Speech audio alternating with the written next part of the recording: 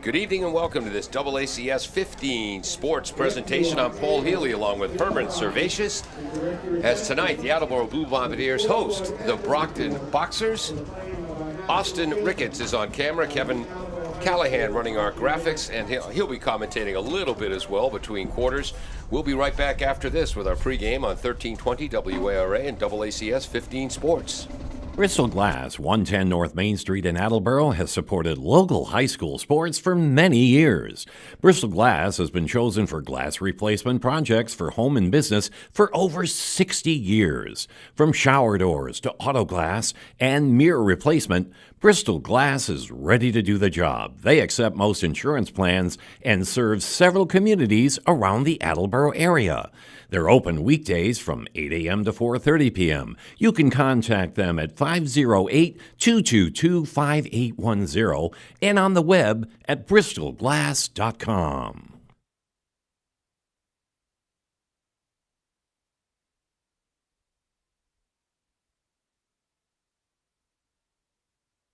Does your back hurt after a long night's sleep? Has your mattress seen better days? Is your current bedroom furniture a mixture of different furniture sets? The Bedding Center, located on Pleasant Street and proud sponsor of this radio station and high school sports, offers a wide array of mattresses along with beds, bedroom furniture, and odd-sized mattresses and box springs. You can reach them online at bedding-center.com or by phone at 508-226-8090.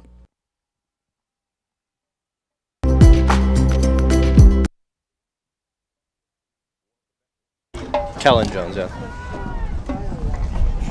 Welcome back to AACS 15 Sports. Paul Healy along with Herman Servatius. Kevin Callahan running our graphics. Kevin, say a few syllables. You coming across on the air? Hey, good evening, Paul. How are you? There it is. He is coming across. Hey, Herman. How you doing? Good. How about yourself? Doing great. We'll talk to you between quarters. Austin Ricketts is up top of the press box on camera. Hopefully he doesn't get blown off up there. Jim Jones is our engineer in charge. Attleboro comes in with a record of 3-6. They lost in the first round of the Division I playoffs to number 1 seed St. John's Prep, 42-0. Brockton comes in 4-4. They were knocked off by the number 3 seed Severian Hawks, 41-6, I believe. What are we looking for from Brockton tonight? Brockton, a couple of things. Obviously, their head coach, or sorry, not their head coach, their quarterback, Jaden Ribeiro, completion percentage at 50, a little bit above 50% with 4 touchdown passes on the season. He does have 112 yards rushing and 4 touchdowns. We do have to talk about the senior running back, Luke Turco. Over 1,000 yards rushing, over 7 yards per run, 9 touchdowns, and then of course over 1,179 all-purpose yards, 8 receptions for 72 yards. Unfortunately, the big news is that he is not playing in this game, but he is so good that we have to mention him despite him not playing. So out injured is of course Luke Turco, plus a starting wide receiver and an offensive lineman. So they're dealing with a couple injuries over there on that side. Filling in at running back is number 34 sophomore, CJ Tyler. He has, let's see, what do we have? Can't read my own handwriting, but he has 2 touchdowns on the season for 106 yards rushing. So he's filling in for Luke Turco at running back. And he's 5'3", That's 155 pounds. Yes. I dubbed him the bowling ball. Yes. All right, we'll switch over to the Attleboro side, unless you have more to add. Over on the Attleboro side, of course, Braden Jones here. 5 touchdowns on the season passing. We, of course, have our running back, Jake Riley, with also 5 rushing touchdowns. And, of course, a spattering of touchdowns for other players across the board there. Rushing, touchdown catches, Madden Murray with 2, Kellen Jones. Kellen Jones. Yep. Someone just came in the room actually a second ago and asked Keelan or Kellen. It is Kellen. We've confirmed this over the past few weeks. So we apologize to his mother for all the other weeks where we have not said his name correctly, but it is Kellen Jones with 2 as well. Mikey Huntington with 1 touchdown on the season. However, it should be noted he missed a game due to injury, and he is back today. He is back. Attleboro won the opening toss and deferred to the second half, so Brockton, the Boxers, will kick off left to right for our Brady radio audience. Brockton in their maroon helmets with white and black stripes, the image of the boxer dog on the side of the helmet. White jerseys, white pants, maroon numbers with black trim. Attleboro in their white helmets, royal blue stripe, the big blue A, royal blue jerseys, white sleeves, white pants. Attleboro has a freshman called up to the varsity, and he's going to take this opening kickoff, number 80, Josiah Raphael, a 5'10" 165-pound freshman, and he's about to have his first touch on the varsity field. Except the kick is short. Oh, fielded and knocked out of bounds, and I believe that was number 26 for the Bombardiers, TJ Sutherland. Also a gunner on the punt team. Absolutely, all-purpose here. Yep. Here goes the Brockton offensive coordinator, Derek Barrows. 5th year with the program, 1st year as the OC. He just walked by. He's played at Cardinal Spellman and Plymouth State. Brockton is coached by Jailson Silva in his 1st year. Again, it was Armand Colombo for many, many years, one of the greatest coaches in Massachusetts history. His son, Peter Colombo, took over after that. Jermaine Wiggins was the coach last year. This year, Jailson Silva taking over, a 3-year varsity starter for Brockton, graduated in 2003, and a 4-year starter of Framingham State. Swing pass to Huntington on the right, incomplete. It'll be 2nd down, Bombardiers. So trying to get Huntington involved early there, obviously. So as we said, it'll be good to have him back in this game after missing a game due to injury. But Attleboro will be 2nd and 10 at their own 20-yard line. Starting on the defensive line, number 70, Jaden Seal. He's also a starter at left tackle. The other defensive tackle, number 36, Jalen Jackson. The defensive ends, Uriel Mabine and Nathan Jean Philippe. Running up the middle is Jake Riley, gets a hold on the left, cuts to the outside. Finally dragged down after a gain of more than 20 yards by an all-everything player for Brockton, Jared Mighty. How's that name for a football player? Great name for a football player. Mighty's a wide receiver, a free safety, a kick returner, and a punter. That's a 24-yard run for Riley. 1st and 10 at the 44. Great start there, yes. Almighty, great name. I was talking to my brother the other day about Gainwell as a last name for a running back. Yeah. Of course, right? So it's good to have the name that matches the sport. Attleboro center Benjamin Forret is out tonight. So Alvin Semedo moves from left tackle to center. Scott Bennett filling in at left tackle. This is Riley running up the middle. He's going to gain 1 yard, taken down by number 42. That's outside linebacker Xavier Cologne. And I'm trying to get his tackling totals on the season. Yeah, Cologne, that was his 53rd tackle of the year as an outside linebacker. So Attleboro's offensive line, left tackle is Scott Bennett, left guard Cameron Gray, 6'5", 275. The center is Avon Semedo, right guard is Logan Wild, and the right tackle, we'll get to that in a second. Ooh, nearly picked off. Pass over the middle, read beautifully by the middle linebacker, Ahmad Wiggins. No relation to Jermaine. He's their leading tackler with 57 on the year. It's 3rd and 9, Attleboro. Wishes he could have that one back. Obviously, right through his hands, right to him. Not sure what Jones saw there on the pass. Well, we know we didn't see number 7. That's for sure. Ahmad Wiggins. And I'm trying to see who the right tackle is how could I forget number 52, Noah Williams, who's been a beast for the Bombardiers on both sides of the line of scrimmage. But if Paul forgets you, you should take that as a slight because he remembers everybody. Coming in motion is Marr, a senior captain. Middle screen, in and out of the hands of Jake Riley. A bullet thrown by Braden Jones because of the pressure right up the middle by Ahmad Wiggins. Knocked Jones back, 4th and 10. I'm impressed he even got that pass off. He had a defender in his face almost immediately from the gun right there. And he got it to, I think Riley was probably expecting it, but just not so quickly there. Yeah, it was a bullet. Right to him, yeah. So it's impressive Riley even got his head around to get a hand on that ball. Exactly. McFarland is in to punt. He's the, wears number 12, 6 foot, 200-pound senior. Back deep is Kayvon Burke, starting wide receiver, to receive this. He's the lone safety.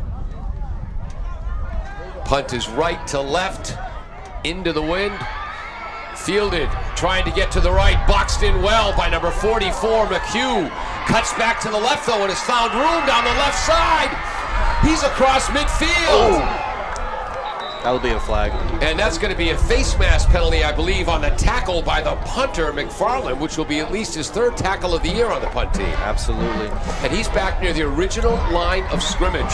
So that's a punt return of 10, 20, 30, 34 yards by Kayvon Burke. And you're going to tack on how many yards for the face mask here? We'll see if it's a 5 or a 15. I would assume 15, because it was quite clearly a face mask. Raked him right across the face and pulled him back. It looked like a dangerous tackle there.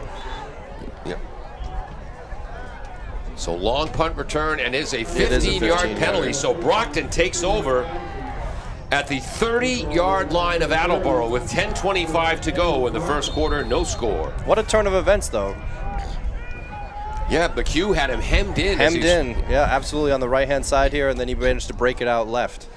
I formation, tight end left. That's the short side. 2 wideouts. They go to the 5'3" tailback who finds a hole up the middle. And a good gain of about 7 or 8 yards by number 34.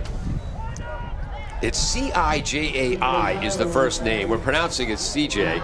C.J. Tyler, a sophomore at 5'3", 155, a 9-yard gain.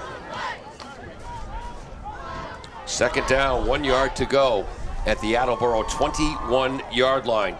Offensive line, Seal is the left tackle, Alves the left guard, Morse is the center, Berthany the right tackle, and Berthany the right guard, Petaway the right tackle, and Petaway is a big one. 6'5", 404 pounds.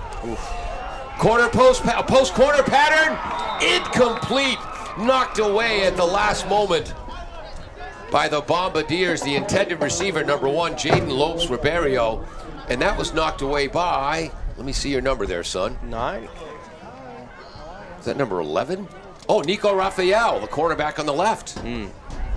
The junior. That was well-placed ball there by the quarterback. It's just a receiver had to reach back to get it and couldn't quite catch that one. I formation. They give to the fullback this time. Breaks the tackle, going towards the left. Streaks down, taken down inside the 5-yard line. That's number 22, Christian Flaherty, a 5'6", 220-pound senior. It's a gain of... Wow. So he moves from the 21, they're not putting the yard line in the scoreboard, to the 3-yard line. So that's an 18-yard gain for the fullback. First and goal from the 3. Clock moving, 9:15 to go, first quarter. So again, both running backs are short, but not small. They're well built. And pushed back, running left behind the left tackle Seal and the left guard Alves was Tyler, and he was blasted. McHugh was in there. I also believe Williams was in there along with Wild. Yeah, impressive stand there by Attleboro. Looked like he had a lot of momentum going forward there on the handoff, but they stopped him right near the goal line there. We'll give him 1 yard, so now it's second and goal from the 3. Yep. And as you mentioned pregame, they like to do the sweep, as you were telling me. Yep. And so far, 2 runs straight up the middle and 1 pass to the outside. So Paul keeping me on my toes here, as always. Well, I was watching clips on Max Preps, and boy, they love to run the jet sweep a lot and get to the outside. They're going right at the middle against the Bombardiers. But a quarterback sneak. And he's in the end zone. And was that the quarterback or was that the fullback? Might have been the fullback. Was that the quarterback or the fullback? It was a quarterback sneak. Oh. We should have mentioned who the quarterback is. Marcio Samedo, a 5'11", 205 sophomore with his 5th touchdown rushing of the season. He also has 4 touchdowns passing. That was about a 1 yard. I was on the 2 yard. 2 yards. There we go. 6-0 Brockton. 8:17 to go in the first quarter as they're heading left to right into the wind. PAT by Daniel De Silva is good. It's 7-0. Whoops. Was that no? Yeah, 7-0 Boxers. Yes. We'll be right back on AACS 15 Sports.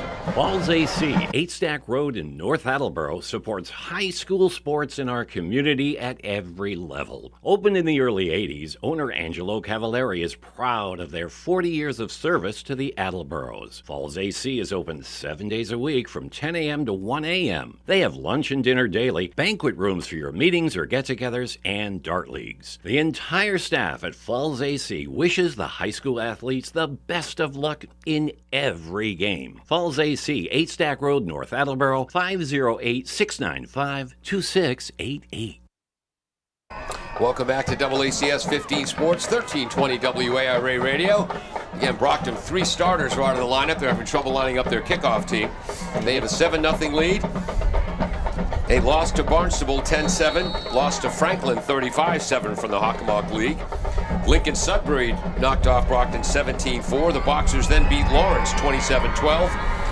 Dropped a 3-point loss to a good Andover squad. Beat Everett 35-21. Beat New Bedford 21-0. Durfee 28-21 for a 3-game winning streak. And then were knocked off in the first round of the playoffs by Xaverian. Kickoff return by the Bombardiers right to left. That was number 3. Number 3 in the return, Justin Galvin. Oh, sorry. Yep. So Pointing at the wrong side there. So the freshman, Josiah Raphael, the deep kick returner, hasn't gotten the ball yet. Bombardiers begin their second possession at the 26-yard line, we'll call it. 1st and 10. And there's 8:08 to go in the first quarter. Shotgun formation. Murphy comes in motion right to left. Shuttle pass as he tries to sweep around the left. Taken down by big number 88, Nathaniel Jean-Philippe, 6'4", 220. It'll be a loss of a yard.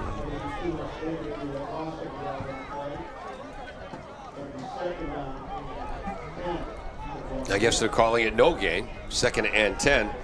And again, Coach Jim Winters, he's the head coach and the offensive coordinator, played quarterback for Jack Martinelli at Foxborough High.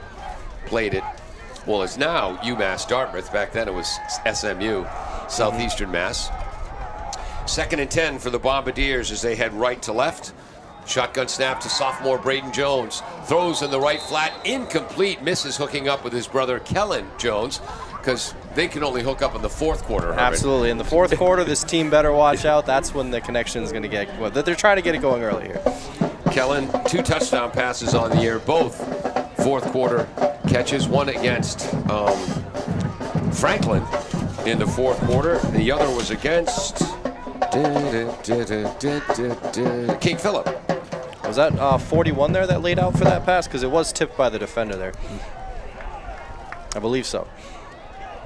Oh, 41 for Brockton? For Brockton, yeah. Yeah, that's a defensive end, Uriel Mabine. Kamara goes in motion right. Oh, they miss. Pass wide of sophomore Madden Murray, incomplete, and the Bombardiers, their second 3 and out against this tough Boxer defense. 7:16 on the clock. So McFarland will come in and punt formation. Nice pattern by Murray. Went up the left sideline, looked like he was going to go deep. Absolutely, and then Jones there throwing to the outside, and Murray did go up for it, but he ran out of turf there to work with. On the punt here, on the last punt, I was going to say we saw, at least for me on my last game, I saw my first fake punt by this team. I was hoping to see another one there. Obviously not. We're not in the territory for that right now. But they need to keep that coverage that they had in the last one. McFarland, line of scrimmage, zone 26. 2 returners now for Brockton. This punt hits at the Boxer 40-yard line, out of bounds, and the Boxers will take over at their own 41-yard line with their second possession of the game, and they lead 7-0.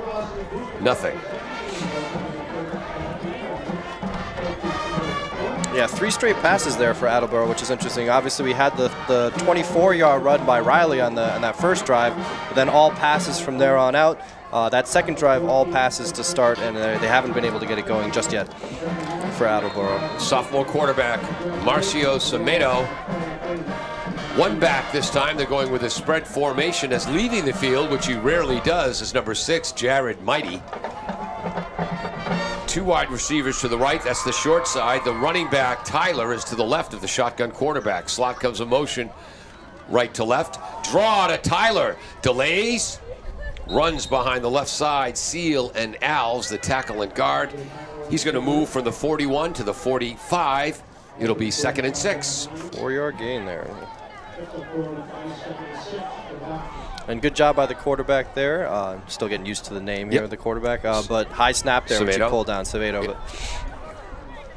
And he's again in that shotgun formation. An H-back or slot on the left, wide out to the right. That's the wide side. Same play up the middle. This time, Marr reads it beautifully. Takes it down for a loss. Flag on the play as well? Flag on the play on the far side. Might be on the tackle. Don't tell me it's another face mask. Noah Williams was also in on that tackle, so it'll be a loss of 1, and depending on we see what the flag is. Excuse me. They're picking the flag up. So that goes as a loss of 1 for Tyler. It is now 3rd down, 7 yards to go. Brockton at their own 44-yard line. They lead 7-0, 6:20 to go. Clock moving first quarter. Attleboro's defensive tackles, and the nose tackle is Williams. Wild is the other starter, I believe. Defensive ends are Kamara and Sean Marr. Oh, I forgot to ask if Jared Santos is back. He's usually part of that 3-man rotation at defensive end. Starting at linebacker today is Boston Baldwin for the injured Austin Bissett. Here's that jet sweep to the right. Nice tackle. Number 6. Carry was made by number 6, Jared Mighty. Tackles made by number 11, Nico Raphael. And number 4 for the Bombardiers, middle linebacker Will Plisga. We'll give him a gain from the 44 to the 47. Whoops. So a 3-yard gain. Yep. But it's going to be 4th down, a long 4 yards to go. And they have the punting unit out there. So Brockton at their own 47. The punter is Jared Mighty. How's that for a name for a football player? Jared Mighty. Again, he's the punter. Plays a slot on offense. He's the kick returner. Starts at free safety on defense. I believe he also washes the uniforms. Spiral punt. Whoops. And the wind affected that. Attleboro's punt returners were too deep and getting about 10 yards on the roll. The Bombardiers will take over inside their own 20. I believe they're at the 16-yard line. Yeah, you got to trust the judgment of Huntington there. He doesn't shy away from catching those punts, and he did not want any part of that one. You could see him getting away from it almost right away. As you mentioned, too deep, and then the wind carried it down. They got a good roll, though.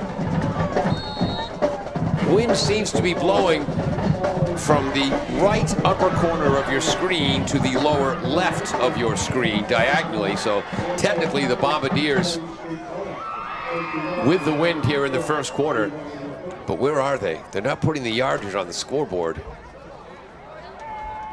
Pass over the middle, caught by Kellen Jones from his brother. Braden takes a huge hit, but he's out across the 25 to the 26-yard line.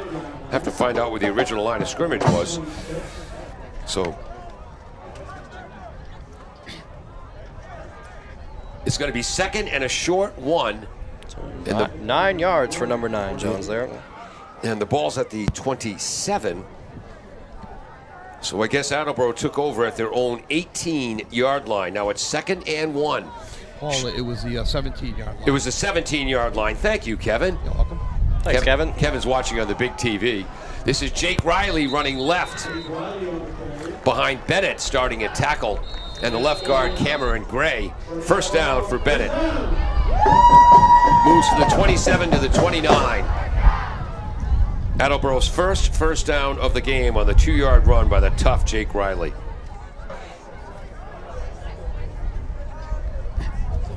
Gotta love Brockton's classic old school uniforms, huh? They're looking good out there. The middle linebacker is Ahmad Wiggins. The outside linebackers are Perleron and Cologne. Option to the left, short side of the field. Late pitch by Jones. Riley's taken down for a loss. Nice tackle made by number 7, Ahmad Wiggins. Again, leads. That's the middle linebacker, covering a lot of ground to make the tackle on the sideline. Absolutely, and Jones did his running back no favors there. Nowhere for him to go, nowhere for the running back to go. And that's a 6-yard loss as they move the ball back to the 25-yard line. Okay. So it'll be second. Actually, I guess a 5-yard loss. It's second and 15. Well, second and 14, sorry, 4-yard loss, folks. Bombardiers at their own 25. Trying to run up the middle. A whole lot of nothing there. Oh, a whole lot of nothing, exactly right. It almost seemed as if Brockton had the jump on that snap better than the offensive line. Number 70 in on that tackle, two-way starter, Jaden Seal, 6 feet 270. Starts at left tackle on offense, defensive tackle on defense. He comes out as they bring in their pass rushers. Number 41, the defensive end, Uriel Mabine. And number 2 comes in at defensive end, Alion Hart, a senior. Other defensive end, number 13, Ekamini Akpan. Third down, 14 yards to go for the Bombardiers. We're approaching 2 minutes to go, first quarter. Shotgun snap, screen to the left. Catch is made down the left sideline, close to a first down. That's Noel Castro, the 5'8", 165-pound, 68-pound senior. Castro moves from the 25 to the 40-yard line, 15-yard gain and a first down on 3rd and 14. Or 2nd and 14. 15-yard gain from the 25 to the 40. Nice running by Raphael. Good job by the left side of that Attleboro offensive line. Number 7, 15 Number yards. 7, okay. He could tell, Paul could tell I was looking for the number there. Right guard pulls, as does the H-back. Ooh, hit in the backfield hard as Noel Castro is the ball carrier on that. Line of scrimmage was the 40, and they're going to mark it right back at the 40. Wiggins in on the tackle again, along with number 36 for Brockton, Jalen Jackson. Yeah, in football often you get, for a big play, you'll get rewarded on the next one. That was not much of a reward there. Multi-person tackle for Castro there. 2nd and 11 for Attleboro, their own 39-yard line now. Big number 79 in a defensive tackle. Cash Petaway, a junior, 6'5", 404 pounds. Wow. Was that last one a pass or a run? Sorry. That was a run. Run, yeah, that's what I thought. Shotgun formation. Castro to the right of the quarterback. 2 wideouts to the right. That's the wide side. Kamara goes in motion that way, creating trips. Oh, Madden's open over the middle. But the pass with the wind behind the quarterback. The pass took that incomplete over Murray's head. Absolutely. We both of us, our eyes got super wide seeing Madden Murray running down the center there, and he had him. Again, I think you're right. It was the wind that took that. I don't think that was necessarily an errant pass. But he had him, had his defender beat there. It was a bullet pass by Braden Jones. Might want to get a little more air under that. Absolutely. He had pressure. He had pressure there as well. Good so, point. So it wasn't an entirely clean pocket necessarily, but he had him out down the middle there. 3rd down, 11 yards to go. Another 3rd and long for Attleboro. 29 seconds to go. First quarter, 7-0 Brockton. Back to pass, Jones. Sideline and go up the right. Pass to his brother Kellen. Oh, incomplete. Nice defense, I believe. That's number 6. Yes. The free safety, Jared Mighty, who came all the way over to break that up. 4th and 11. Good job by Kellen Jones there, trying to tiptoe the sidelines. He just ran out of room, and then, of course, once he was out, he let go of the ball there. 21 seconds to go, first quarter. Attleboro will punt again. Wind seems to have died down for a moment. This will be McFarland's 3rd punt of the quarter. That is an improvement on their last couple of drives, though. Obviously, they're running the ball a little bit better here, and even those passes, as you mentioned, right there, both hitting fingertips. So they're making improvements here. They've had 3 just misses. Yes. McFarland. Oh, booms! What a a spiral well over the head. Oh, it rolls into the end zone in the left corner. In the words of the great Maxwell Smart, missed it by that much. Yeah, I don't know if you noticed, it actually nicked the very top of that orange pylon right there. So just a little bit to the left, and you would have had it downed at basically the 0-yard mark there, but instead we're getting a touchback. A 61-yard punt by McFarland. Wow, but the touchback means Brockton takes over at their own 20-yard line. 1st and 10, 11 seconds to go in the quarter. Got to give him credit. That was an incredible punt despite it going in the end zone. Sophomore quarterback Semedo looking at instructions from the sidelines. Again, offensive coordinator Derek Barros. Jailson Silva in his first year head coach. Defensive coordinator is John Shelby. Special teams coach is Coach Hines, who helped me with the defensive starters today. Spread formation. They throw it into the backfield. Ball is caught. Hemmed. That was the inside slot on the left who made the catch. Didn't catch the number there. 20. And that's going to end the first quarter. About 26. I'm not sure who the intended receiver was, but that was a loss of 3 yards, I think right? it was 26. Okay, yeah. Casey Rhodes, a slot receiver, so a loss of 3. And that will end the first quarter, 7-0 Brockton. We'll be right back on AACS 15 Sports. Bristol Glass, 110 North Main Street in Attleboro, has supported local high school sports for many years. Bristol Glass has been chosen for glass replacement projects for home and business for over 60 years. From shower doors to auto glass and mirror replacement, Bristol Glass is ready to do the job. They accept most insurance plans and serve several communities around the Attleboro area. They're open weekdays from 8 a.m. to 4:30 p.m. You can contact them at 508-222-5810 and on the web at bristolglass.com. Welcome back to AACS 15 Sports. We begin the second quarter. Brockton at their own 17-yard line after the 3-yard loss, and Herman pointed out during the commercial that goes as a running play. Absolutely goes as a running play. Pass behind the line of scrimmage there for -3 yards. I'm surprised that Brockton abandoned that power I formation they had such success with on their first drive. Spread formation, bubble screen, Mighty makes the catch, slips a tackle, has a first down, finally driven out of bounds. Tackle made on the far side by Justin Galvin, the strong safety. First down, Boxers. 14 to number 6, Mighty. So Semedo to Mighty. He moves from the 17 to the 35-yard line. So an 18-yard gain on the bubble screen. First and 10 Brockton. They lead 7-0 early in the second quarter. Is that their second pass? Only their second pass of the game there? I guess it was all runs before that. If I'm not. No. Was it? We have an update from McGrath Field in Attleboro. Bishop Fee and hosting Wellesley. Whoops, I called Jim Jones already through text. Quarterback draw by Semedo.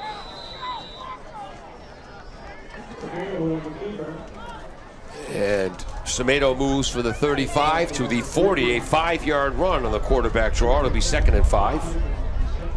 Sorry, folks, missed the tackle. You got distracted by your update, don't worry. Yes. Come on, let's go, phone. You expect better quality from a 4G flip phone, Yeah, don't absolutely. you? Second down, 5 yards to go. Shotgun formation. They give up the middle. Wild with the first hit. Here comes a flag in late. And look at how tough Tyler is. Again, filling in for their star running back, Turco. And the 5'3", 155-pound Tyler refused to go down. Flag came in late. Moved for the 45 to almost the 48. Face mask against Attleboro. See if it's a 5-yarder or a 15-yarder. That's going to be 15 yards. So a 2-yard gain for Tyler. And then the flag for 15 yards on the face mask. So Brockton has 1st and 10. Now at the Attleboro 42-yard line. All right, 5 carries so far for Tyler for 15 yards. Another flag. They're moving it again. Oh my gosh. What is that another That was a dead ball. unsportsmanlike? Something like that. So another 15 Wow, that's 30 yards in penalties. on one, and that's actually their third 15-yarder of the game for Attleboro. So the ball is now at the 27. Shotgun formation. Mighty is the running back to the right. He tries to swing left to get to the outside. Nice tackle made by the cornerback, Nico Raphael, coming up. But that's going to be a gain for Mighty, number 6, from the 27. Where is he? Kevin, do you see where that is? At the 26. That's just 1 yard gain. That is correct, Paul. 26. Oh, say that again, Kevin. I never hear that at home. Herman, you are correct. Thank you. Thank you. Second down, 9 yards to go. At the Attleboro 26-yard line, sticking with that spread formation. Sophomore Semedo at quarterback. Running back to his right. Fakes to the running back. Throws out wide to Mighty. Screaming up to make the tackle. Michael Huntington, the senior free safety. Great to have Mikey Huntington back. That's going to be no gain on that pass completion. Yes. Yeah, they're glad to have him back there, making the stop for no gain. Mikey Huntington also led the baseball team in hitting. He's going to be heading to UMass Dartmouth to play baseball with his big brother Jackson, who's a pitcher for UMass Dartmouth. Multi-sport athlete, that's what we like to see. And again, it was when Jackson Huntington was a junior, he went from backup quarterback to tight end to right tackle over a 3-week period. Then back to tight end. Flag is down. Pass is overthrown, but it's irrelevant. Dead play. It's Brockton's first penalty of the game. So now it'll be 3rd down and 14 yards to go for the Boxers. 9:20 to go. Clock stopped here in the first half. Line of scrimmage is now Attleboro's 32-yard line, we'll call it. So a flag fest here on this. Two 15-yarders on Attleboro, a 5-yarder on Brockton. 3rd down, 14 yards to go. Wide left is number 19, Shamir Williams, as they're sticking with that spread formation. Mighty is in the slot left. They love to get him the ball. He's got 2 touchdown receptions on the year. Back to pass. Semedo heavily rushed by Kamara and Marr. Throwing deep. Nearly caught, but nice play to be broken up at the end. And that was Madden Murray on the coverage. The receiver was Jaden Lopes Rivero, who has 2 touchdown receptions. He was open early. He was open early, and you got to give credit to Madden Murray there, because it looked like the receiver had it cradled in his arms, and then you saw Murray's arm punch through the center of his reception there, and then the ball hits the turf. What a play by Murray there. And Murray moved to free safety when Mikey Huntington was out with that concussion. Yes. Back to his cornerback spot now. 4th and 14, and they're going for it at the Attleboro 32. 7-0 Brockton. Back to pass. Semedo has time. Post over the middle, just overthrown. The wind took that one over the head of Shamir Williams. And if you're throwing the ball right to left, the wind has caused havoc. Yeah, number 4, Pliska, almost could have had an interception there, because that's how far over the head of the receiver it was. And again, Pliska, the middle linebacker, he covered some ground to get that deep. Ground to get out there, yeah. So Attleboro takes over on downs with 9:04 to go in the second quarter, trailing 7-0. They'll begin at their own 32. So Brockton moved from their own 20-yard line to the Attleboro 32. 30 yards of penalties helped. But the 18-yard completion to Mighty was the big play in that drive. Shotgun formation. 2 wideouts, 2 slots. Draw to Riley up the middle. Breaks 1 tackle, lowers his shoulder. Huge collision for a 3 or 4 yard gain. Wiggins with another tackle for Brockton. The ball came out there at the end. I think there was some confusion, but clearly they're signaling still Attleboro ball there. So he moves from the 32 to the 36. 4-yard gain for Jake Riley. And again, Austin Bissett had been playing running back the last few weeks. He's out with a knee injury. You said 4-yard gain. Yep. Right, yeah, sorry. Jake talking to Austin Bissett, also an outstanding lacrosse player and hockey player, hopes to be back for Thanksgiving Day. 2nd down, 6 yards to go. Attleboro going into the wind, left to right. Again, they give to Riley running right. Breaks out of the tackle attempt of Jaden Seal. Still moving his feet, moving the pile. He's near the 1st down. Looks like they're going to give it to him here, I think. Depends on the spot. Nice work on the right side of the line by guard Logan Wild. They're signaling 1st down here. And the right tackle, Noah Williams. First down. 6 hard-earned 6 yards, every inch of it. First and 10, Bombardiers trailing 7-0. Now at the 42-yard line of Brockton. And who called that timeout? Who called that timeout, Leo?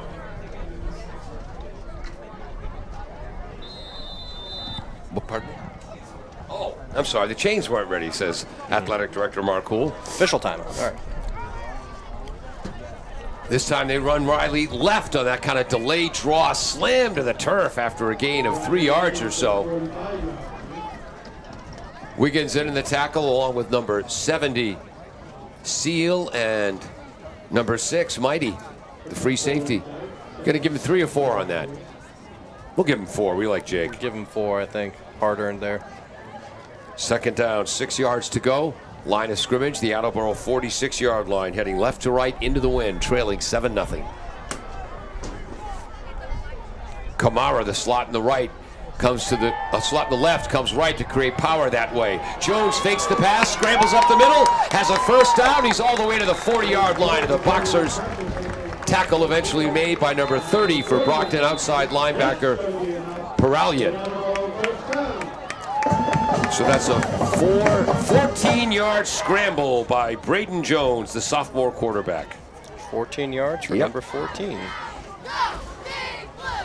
Both my parents are mathematicians, so I like it when the numbers work out really nicely like that. At McGrath Stadium, Wellesley 7, Bishop Fia nothing. I believe that was a trap as the left guard, I think, Cameron Gray pulled. Jake Riley running again.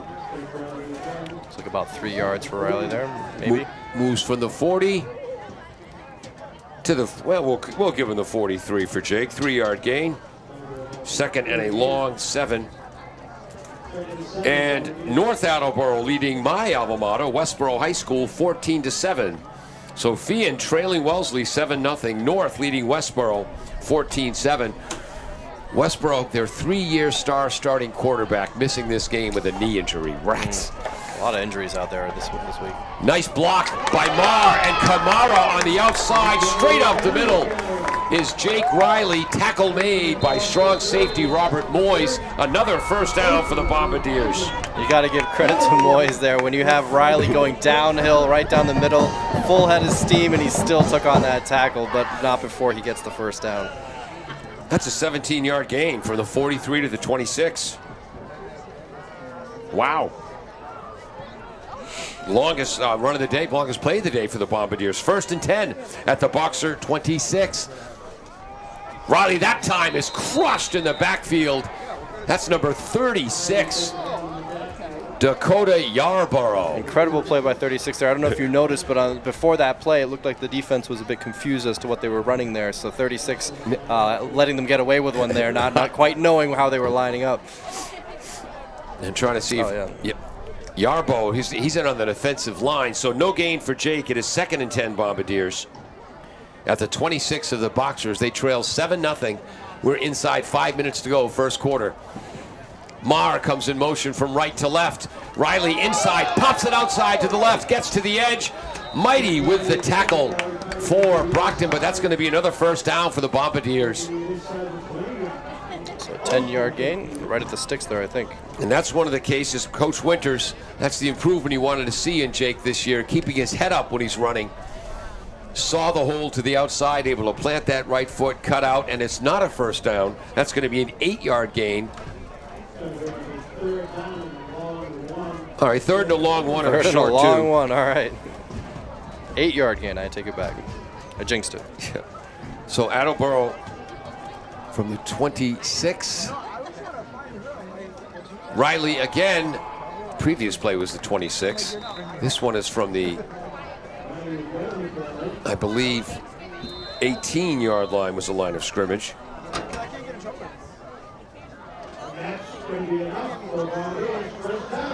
And Jake Riley with the first down. He's carried it 1, 2, 3, 4, 5, 6, 7, 8 times on this drive out of 9 plays. And he's at the 13-yard line, a 5-yard gain for Jake. 70 yards gain total on the game, and I do have to correct you. That 24-yard run he had on his very first carry was the longest play. Thank you for him so far. Play action pass, screen over the middle. Riley makes the catch. Nice pursuit though. And is that number 12 or number 22? Number 12 got him from behind there. Yeah. That's cornerback Karen's Antoine coming up to make the play. Also in there was Wiggins, because the middle linebacker Wiggins is in on every play. Absolutely. And number 36. Jackson. But still really good patience there, despite not a big gain there by Riley. But as you mentioned before on that other run that he had to the outside on the left, very good patience there to be able to cut in there and get a little bit extra yardage as opposed to getting stopped behind the line there. Oh, we're going to give him a yard on that, so it's second and 9 from the 12. Riley trying to run right, and the Boxer defense is stiffening. That means he's touched the ball on 10 of the 11 plays on this drive.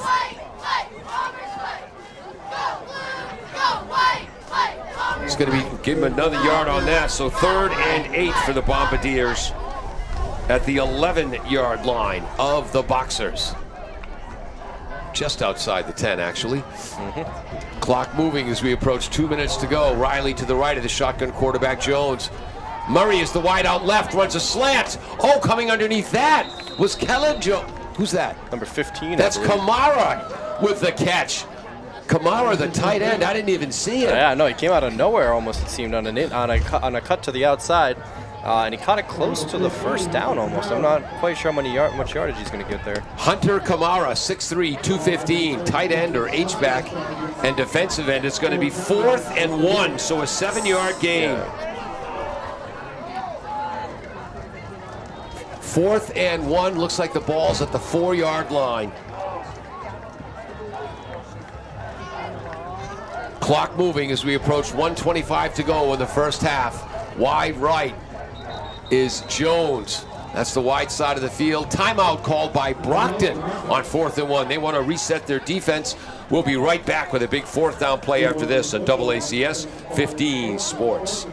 Falls AC, 8 Stack Road in North Attleboro, supports high school sports in our community at every level. Opened in the early 80s, owner Angelo Cavallari is proud of their 40 years of service to the Attleboros. Falls AC is open 7 days a week from 10 a.m. to 1 a.m. They have lunch and dinner daily, banquet rooms for your meetings or get-togethers, and dart leagues. The entire staff at Falls AC wishes the high school athletes the best of luck in every game. Falls AC, 8 Stack Road, North Attleboro, 508-695-2688.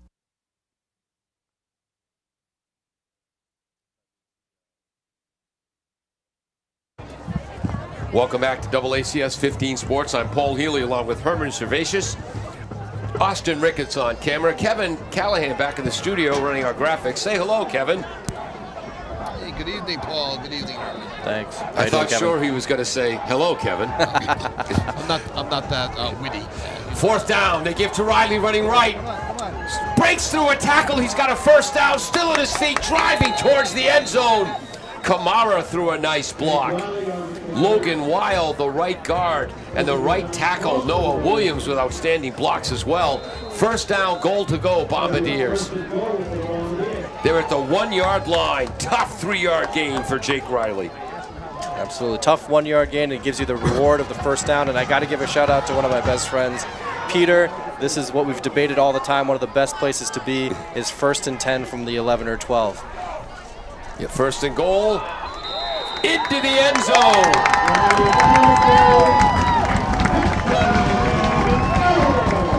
And who was on that carry? Is that Riley? I thought that was Riley, no?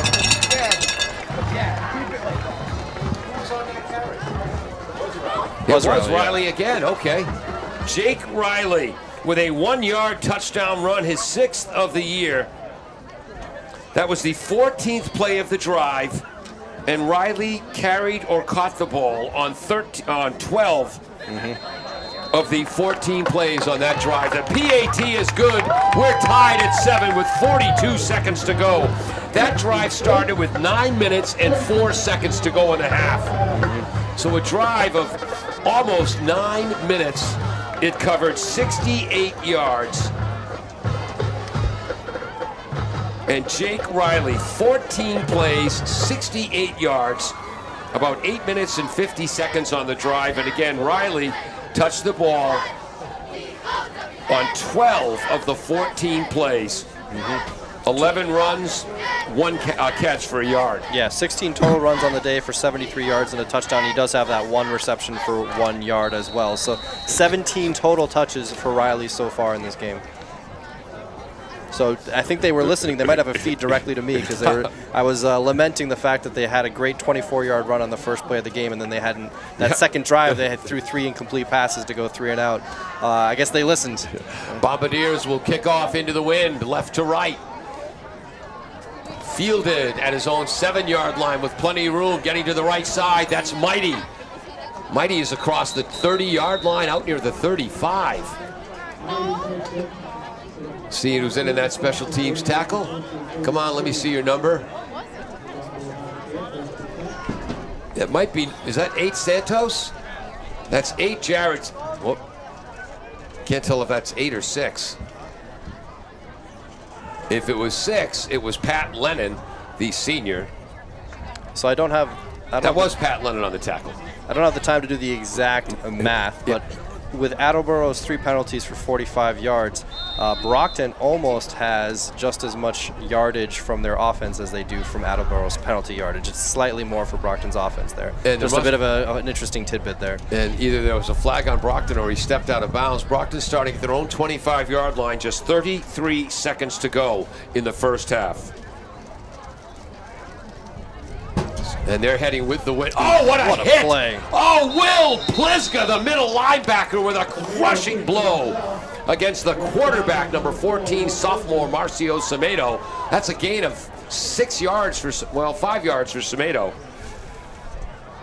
So the original line of scrimmage was their own 25, 1st and 10, plus 5 Semedo. Great tackle, Pliska. We avoid cliches here, but he's going to feel that one in the morning. Yes. And they're going to run out the clock. They run up the middle with Tyler. Tyler hit by 73 different Bombardiers. And that will end the first half. First hit made by Logan Wild. Give Tyler on 2nd and 5. We'll give him 3 yards on that run. And who did I say had the ball on the play before that? That was the quarterback, right? 14, yeah, Semedo, 14, that's right, yeah. Thank you. So the first half ends 7-7. Attleboro had the ball first, was forced to punt on a 3-and-out. Brockton drove 30 yards on 5 plays, an 18-yard gain by number 22 fullback Christian Flaherty, led to a 2-yard quarterback sneak by sophomore quarterback Semedo. The PAT was good, made it 7-0. The teams exchanged punts. Attleboro didn't generate their first down till only 3 minutes to go in the first quarter. A 15-yard pass from Braden Jones to Kellen Jones. Brockton then drove from their own 20 to the Attleboro 32 before the drive stalled. And then Attleboro took over with 9:04 to go in the half. 8 minutes, 50 seconds on the drive, 68 yards, the Jake Riley show. Yeah, I think Jake Riley's going to have a little bit of a bone to pick with you because, again, they did have that first down, 24-yard run by Riley on the first play of the game. So Paul keeps forgetting that one, but I'll keep reminding him. Second play of the game. Second play. All right, yes, there it is. I guess they didn't need complete pass first, right? Yes, absolutely. I'm Paul Healy. He's Harry Servatius. Austin Ricketts is up top as the Brockton Boxer world-famous marching band takes the field. One of the biggest bands in the entire state of Massachusetts. We are tied at 7. We'll be back with halftime stats after this on 1320 WARA and AACS 15 TV. If you're watching on the AACS YouTube channel and enjoying the broadcast, hit the like button, subscribe, leave a comment if you like. 7-7 at halftime. We'll be right back. W.H. Riley is here when it comes to heating your home or business this winter. W.H. Riley & Son always welcomes new customers. They're a family-run business serving the Attleboro area since 1873. They offer heating oil and propane with 24-hour emergency service. For more information, you can contact them at 508-699-4651 or their website, whriley.com. W.H. Riley & Son, 35 Chestnut Street, North Attleboro, a company Greater Attleboro residents have called on since 1873. Claudino's Auto Repair, located at 310 South Main Street in Attleboro, is celebrating 30 years in the auto and truck repair business. Over the years, John Claudino and his team of mechanics have worked to build a long-lasting rapport with their customers, from oil changes to diagnostics, transmissions, and routine maintenance on foreign and domestic cars and trucks. Claudino's will keep your vehicle running. Claudino's Auto Repair, 508-226-8545 or at claudinosautorepair.com. Falls AC, 8-Stack Road in North Attleboro, supports high school sports in our community at every level. Opened in the early 80s, owner Angelo Cavallari is proud of their 40 years of service to the Attleboros. Falls AC is open 7 days a week from 10 a.m. to 1 a.m. They have lunch and dinner daily, banquet rooms for your meetings or get-togethers, and dart leagues. The entire staff at Falls AC wishes the high school athletes the best of luck in every game. Falls AC, 8-Stack Road, North Attleboro, 508-695-2688.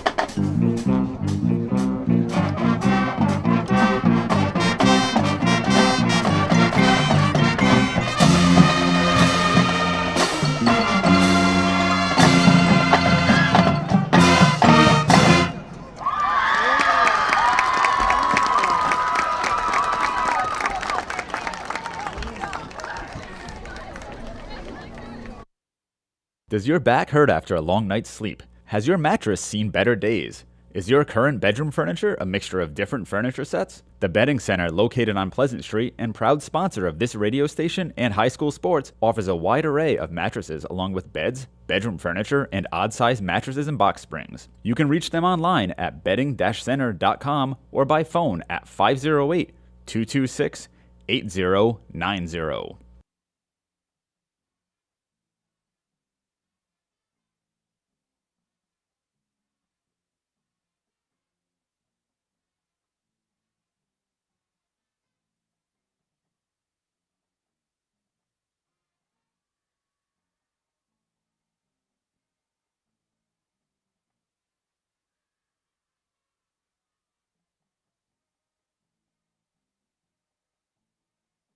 W.H. Riley is here when it comes to heating your home or business this winter.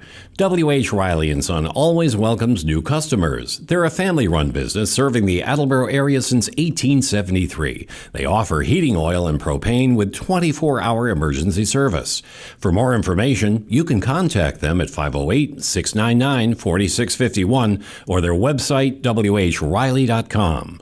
W.H. Riley & Son, 35 Chestnut Street, North Attleboro, a company Greater Attleboro residents have called on since 1873. Wow. The Brockton Marching Band. Again, one of the biggest and best in the state. We're back at halftime here. We are tied at 7. And again, Attleboro tied it up on almost a 9-minute, 14-play drive. How about some credit to the offensive line? Scott Bennett, son of Aaron Bennett, who's on the school committee, filling in at left tackle. The left guard is Big Cameron Gray. The center is Semedo, normally the starting left tackle. He moved to center due to the injury to Benjamin Ferret. The right guard, Wild. The right tackle, Williams. Kamara and Marr as H-backs and or tight ends. That was an impressive performance in that drive, Herman. Absolutely. Great performance there. We ready for some stats? Yes, we are. All right, so we got number 14. I got to look over at your thing here. Semedo for our quarterback here at Brockton. Surprisingly, only 2 completions on 5 attempts for 18 yards. One of those passes for 0. So they have 1 completion for 18 yards on that, as far as I can tell. Mostly a running story for Brockton today. We got number 34, Tyler, who we've highlighted so far in the pregame and throughout the first half. He has 6 carries for 18 yards on the day. We have involvement from number 22, Flaherty. Has a run. Number 14. On the fullback trap. Yes, on the fullback trap, exactly. 18 yards. The rushing touchdown is, I forgot to mention, for the quarterback. The touchdown is on the quarterback there. He has 3 rushes for 12 yards in the day, including that 2-yard touchdown run in the first quarter. I believe that was their second drive of the game or their first drive. Oh, no, that was the first drive of the game because that was the short field they were dealing with, right? And then we have number 6 and number 26. So 6 here is Mighty. Jared of course, Mighty. The name that we like to say over and over again. And then 26, Rhodes. They both have carries here in the first half as well. Mighty for 4 yards on 2 carries, and then Rhodes has 1 carry for -3 yards. So again, mostly a running fest for Brockton so far, and they do have 1 penalty for 5 yards. Penalties, of course, big name of the game. 3 penalties on Attleboro, all 15-yarders. Wow. So 45 total yards. So that, of course, we mentioned the short field that Brockton had on that first drive where they got that touchdown run from their quarterback. But of course, part of that success they're having moving the ball is partially due to the penalties by Attleboro. Let's talk a little bit about Attleboro. Well, it's interesting. I was going to say Brockton, that first drive, 5 plays, 30 yards from a power I formation, and we haven't seen that formation since. They've gone back to the spread. They've gone back to the spread, absolutely. Also, I would be remiss if I didn't, because I love a good punt return stat, so we do have to give credit to the punt returner for Brockton there, because he did, as we mentioned, if you heard us on the broadcast, we thought he was hemmed in on the far side here, right around the 25, 30-yard line, but then he broke it upfield for a huge gain, so we do have to give him credit there. I don't want to give it all on penalties for Attleboro. Let's talk a little bit about Attleboro. So, of course, Jones here, number 14, he has 12 attempts. He has 5 completions on those 12 attempts for 32 yards. So, again, not as much success passing. We did have 2 deep balls that were incomplete for Jones that both looked, one to his brother Jones, Kellen Jones, and then the other one I think to Murray, I believe. Both looked in and out of their hands, and then through no fault of receiver or quarterback, but so those were both big plays that could have happened, but up until yet they have not got the passing game. And the wind kind of carried the ball. Wind carried those balls, but what they have got going, as we had mentioned before the break, was of course their running game. So Riley, that first run of the game for him, going for 24 yards, and then as I've mentioned, he of course didn't get the ball on that second drive, and I was wondering why after they did have some success on that first drive. So he didn't get the ball on that second drive, but after that they had that monster drive, which Paul is going to highlight for you. But total, he has 16 carries for 73 yards and a touchdown. He does have 1 reception for a yard. Riley does, and so Riley being featured heavily in that second quarter there, and on that touchdown drive, which they bled a ton of clock. Statistics for the rest of the field are minimal besides Riley and Jones here. Number 7, Noel Castro, who spelled Riley a little bit at running back. I think we're going to see him more in the second half. He has a 15-yard reception and then a run as well. Kevin, and then a 14-yard run on a scramble for Braden Jones, absolutely, and then quarterback. And then we would be remiss if we didn't. Here.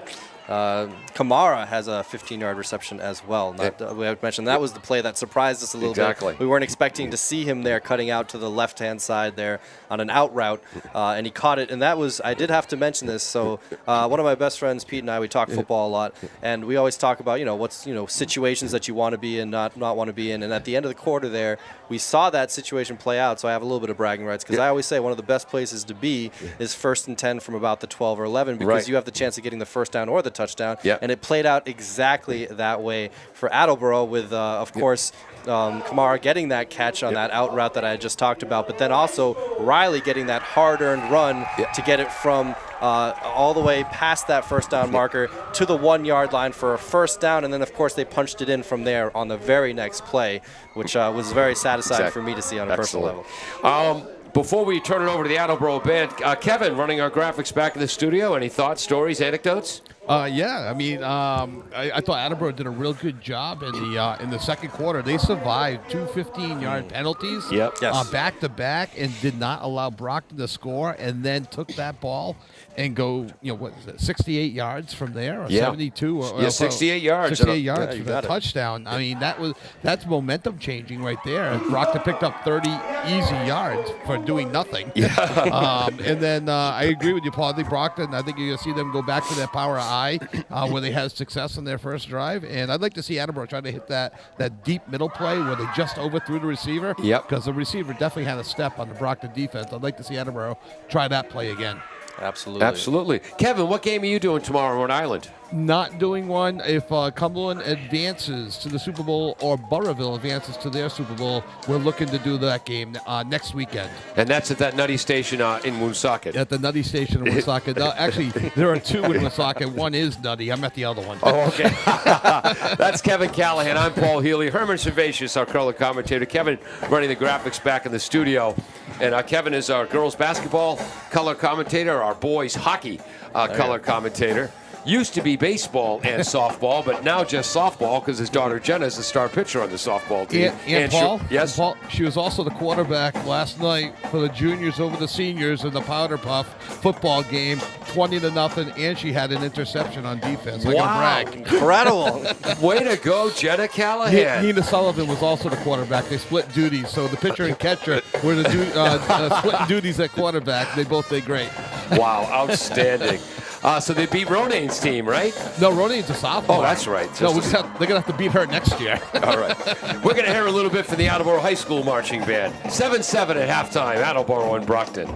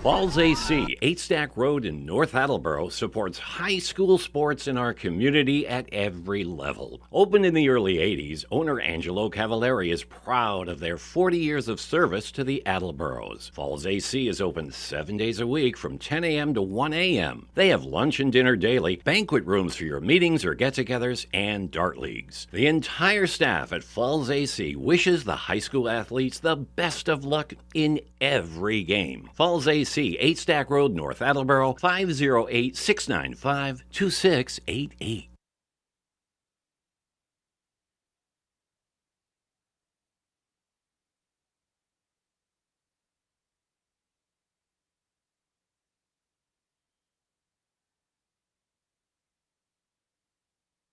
Does your back hurt after a long night's sleep? Has your mattress seen better days? Is your current bedroom furniture a mixture of different furniture sets? The Bedding Center, located on Pleasant Street and proud sponsor of this radio station and high school sports, offers a wide array of mattresses along with beds, bedroom furniture, and odd-sized mattresses and box springs. You can reach them online at bedding-center.com or by phone at 508-226-8090.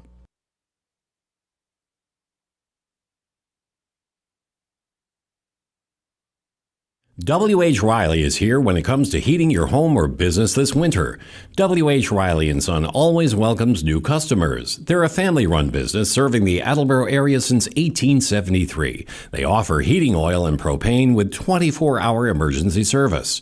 For more information, you can contact them at 508-699-4651 or their website, whriley.com. W.H. Riley & Son, 35 Chestnut Street, North Attleboro, a company Greater Attleboro residents have called on since 1873.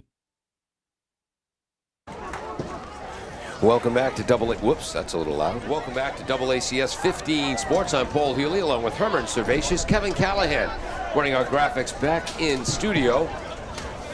Austin Ricketts is on top of the press box on camera today. Jim Jones is the engineer in charge. Austin played his high school basketball at South Shore Christian Academy, I believe, in Weymouth. There you go. Austin is more mature than us. Austin really cared and lived and died for high school sports when he played high school sports. You say he's more mature than us. You turned yourself down there volume-wise, so you clearly don't love the sound of your voice that much. As an adult, Austin has moved on to more adult interests. He's our main news guy at AACS. Oh, there we go. For Brockton, again, they're missing one of their starting linemen, one starting wideout, and Luke Turco, an outstanding running back. 1,006 yards rushing on the year, averages 7.6 yards per carry. And for total yards, total offense, all-purpose yards, almost 1,200. He was averaging 147 all-purpose yards a game. So the Boxers are missing Turco today. The Bombardiers are without Austin Bissett, who's the backup running back behind Riley. And the starting strong side linebacker filling in for him has been Boston Baldwin, a 6'3", 180-pound sophomore who has done a very good job filling in today. I have to say for our listeners, so Turco, I came in to talk pregame before we got started here. Paul, of course, does his usual thing where he talks up the player, and then after I get excited to see this person play tonight, he says, "Oh, that guy's out." So make sure you mention that. Right. So a little disappointing not to see Turco playing here today. Would have been good. And then for Attleboro, starting center junior Ben Ferret is out today. They hope to have him back Thanksgiving Day. By the way, Austin Bissett hopes to be back on Thanksgiving as well. So sophomore Scott Bennett has got his second start of the season at left tackle, 6'1", 196, and he's played well. Attleboro will kick off right to left with the wind that's moving diagonally from the upper right of your screen to the lower left. Fielded at his own 15-yard line. The Brockton back is already across the 30, hit hard, going to be taken down at about the 33-yard line. Want to see who gets up? Rats. And he's heading off the field. Sorry, Boxer fans, missed the number. I think that was number 38, Kayvon Reed. Yeah, I didn't catch it either. Kayvon Burke, excuse me, on the return. Got to give credit to the Attleboro coverage team there, because that was a line drive kick right to the receiver that we missed there. So that coverage team really making up for that kick there. Brockton will take over at their own 33-yard line. The game is tied at 7, 1st and 10. Sophomore quarterback. Where's the first name? Marcio Semedo, 4 passing touchdowns, 4 rushing touchdowns on the year, and they're back to that I formation. There it is. Want to win this game in the line of scrimmage. Tight end is to the right. They run right up the middle with Tyler.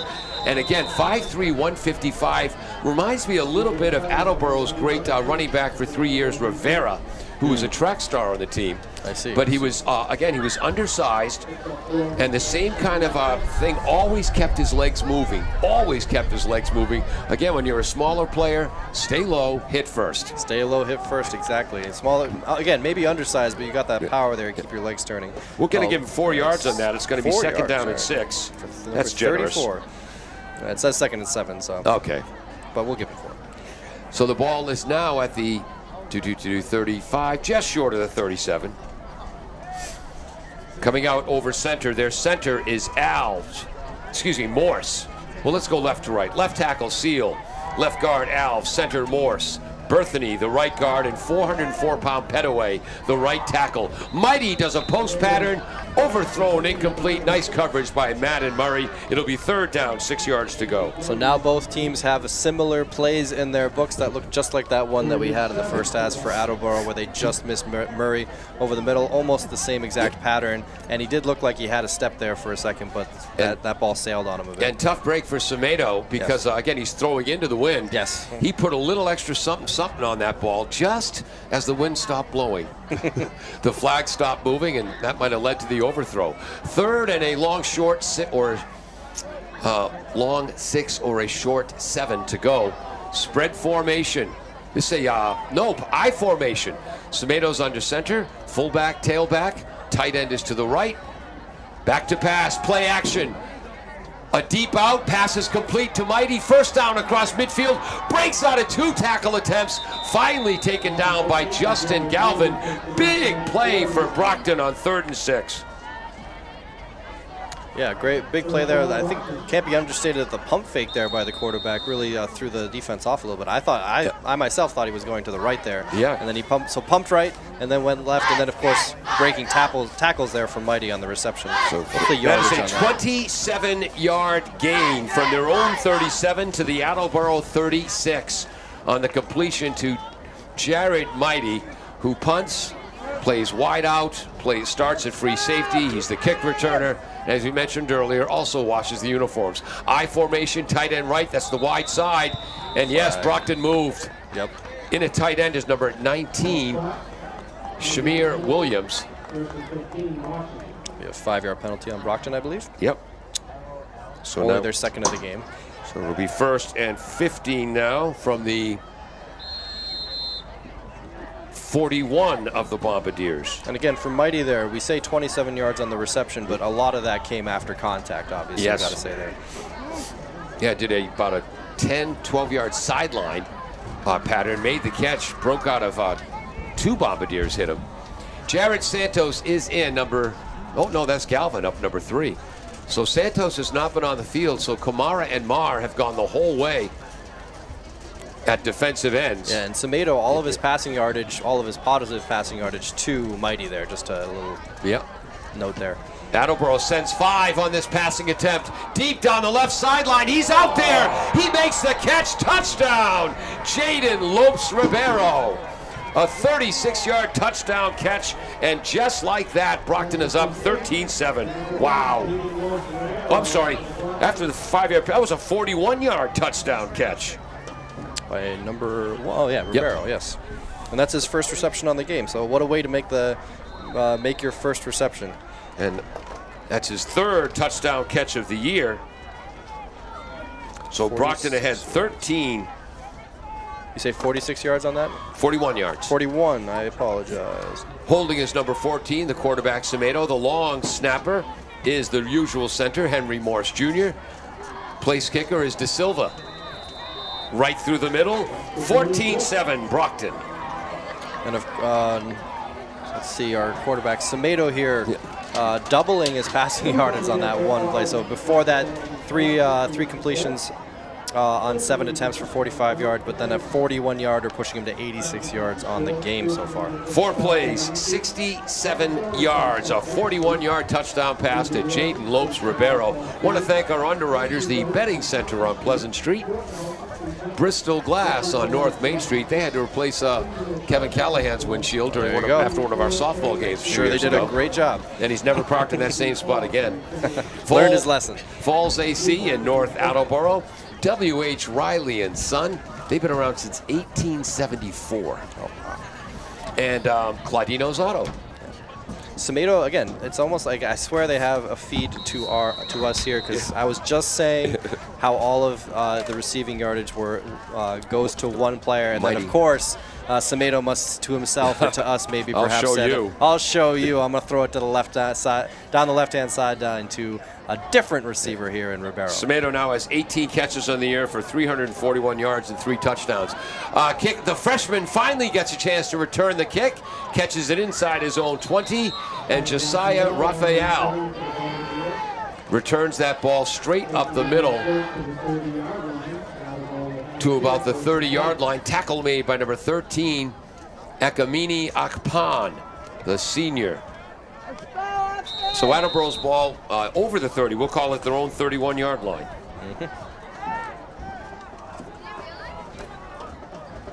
Attleboro trails 14-7, 9:11 to go in the third quarter. We're trying to get an update on the... Oh, we got that in a second. 1st and 10, Bombardiers. Jake Riley gets the first carry. He's hit right at the line of scrimmage. Wiggins, the middle linebacker, in there in the tackle, along with big number 70, Jaden Seal, whose name we've called quite a bit at defensive tackle. That's going to be a 1-yard gain for Jake. How many carries now for Jake? That is his 17th carry. They gave him a yard on that one. That was generous. So 17th carry for 74 yards for Riley here. We got some, after this play, we'll give you some playoff scores. 2nd and 9, Bombardiers heading right to left. Kamara and Marr, the lead blockers, as Riley runs left behind Scott Bennett, the tackle, and the guard, Cameron Gray.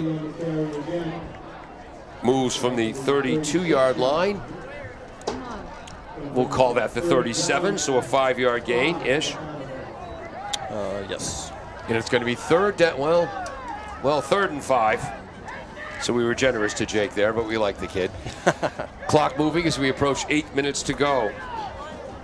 Wellesley and Bishop Feehan tied at 7 in the round of 8 Division II playoffs at the half. North leading Westboro 28-7 at the half. My alma mater, Westboro, whose starting quarterback is hurt. Oh, ball is tipped, or was that? Oh, Riley, the receiver, did he fall down or was he knocked down? Couldn't tell. Well, I couldn't tell if their feet got tangled up there or if there was actually a penalty that maybe. No. I think the officials seem to be discussing it right now. Okay.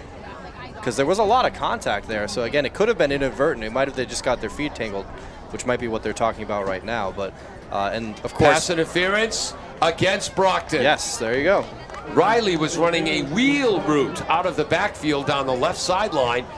And again, he's in front of the bench, so we saw Jake running suddenly. Jake was down as the ball was zipping past, and that's pass interference against Brockton. So 15 yards, I believe. Yep. So the ball moves all the way to the Brockton 48-yard line. 1st and 10, Bombardiers. That's huge. And it wipes out an incompletion for Jones there as well. 7:50 to go. Attleboro down 7. Riley, a delay play up the middle. Inside, pops it outside. I'm telling you, Jake's vision is better today. That's about a 9-yard gain. Absolutely. Coach Winters, Jake Riley always runs hard, but there were times earlier in the season where he was missing the holes on occasion. He's not missing holes today. Absolutely not. Great vision there, and also great handoff there by Jones. I didn't catch the number of the Brockton defender, but bit hard on that fake there, which gave Riley a little bit of extra room to work with. Outside linebackers. Whoa, number 41's now in an outside. Oh, he's a defensive end, Mabine. Okay, I got it. 4-man front, 3 linebackers. Fumble! Jake Riley jumps on it for the Bombardiers, so we're going to have to give Jake a loss of 2 yards. Unfortunately, yeah. Recovering the fumble. As the quarterback, sophomore Jones, bobbled the snap. Oh my gosh, Brockton did come up with it. No, really? And Brockton recovered that fumble. I'm sorry I missed that. It might have been Wiggins who just ripped that ball away. It wasn't just you. I thought it was a clear recovery by Riley. It must have been more loose than we realized.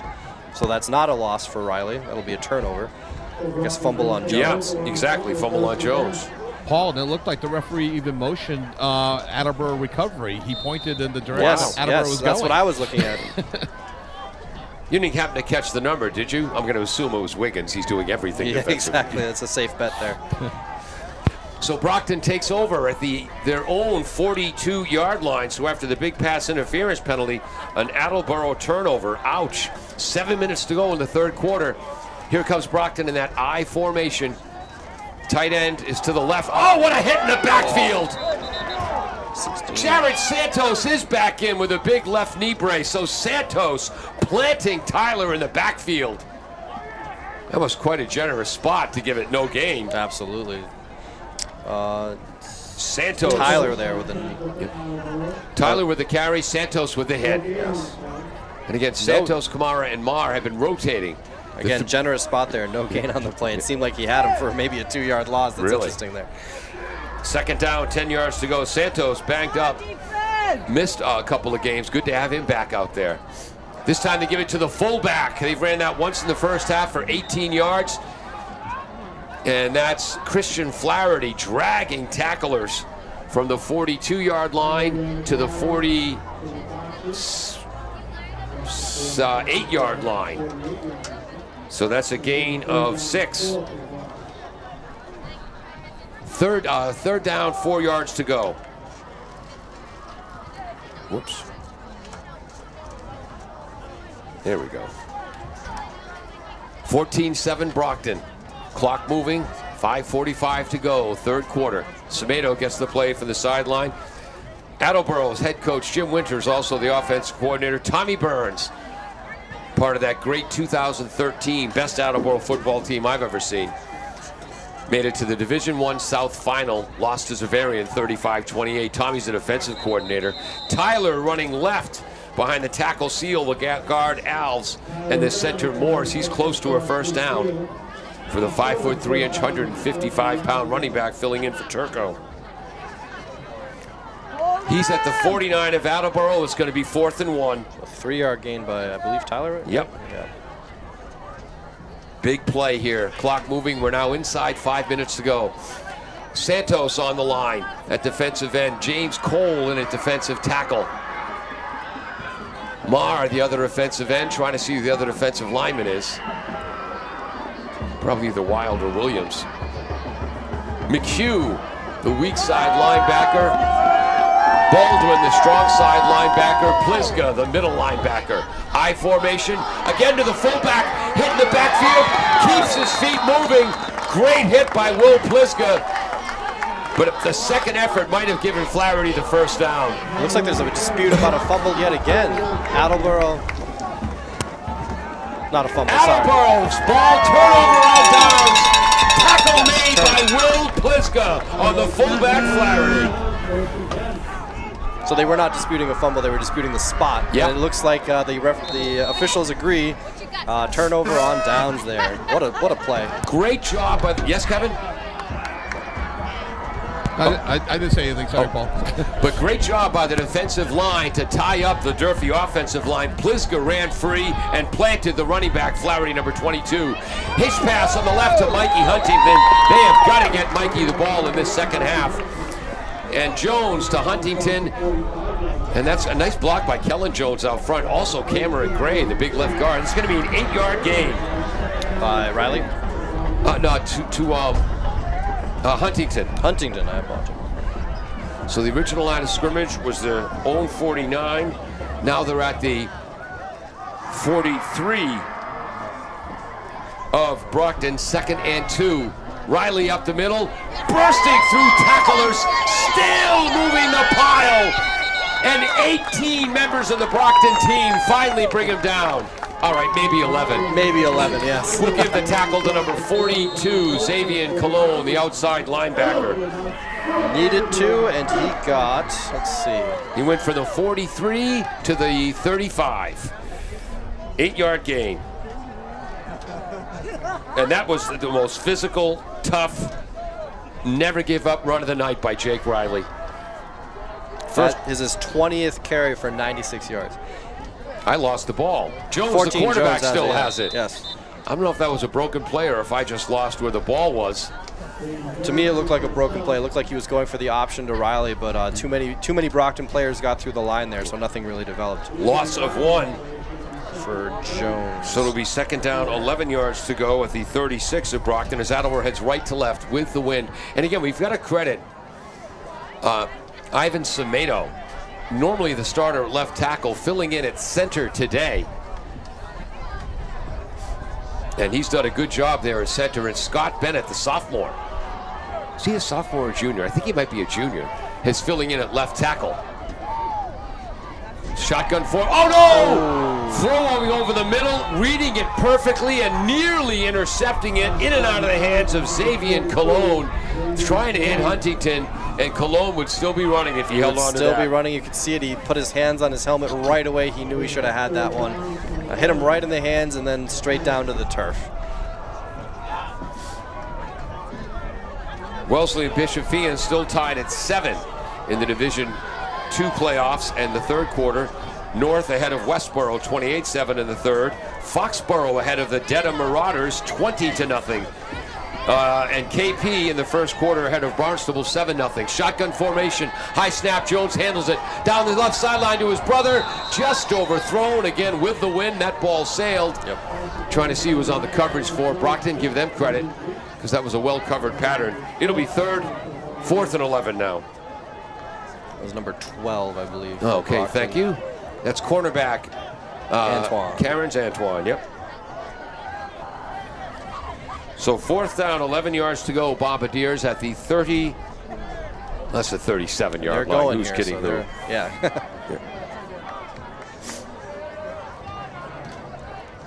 When did they lose it?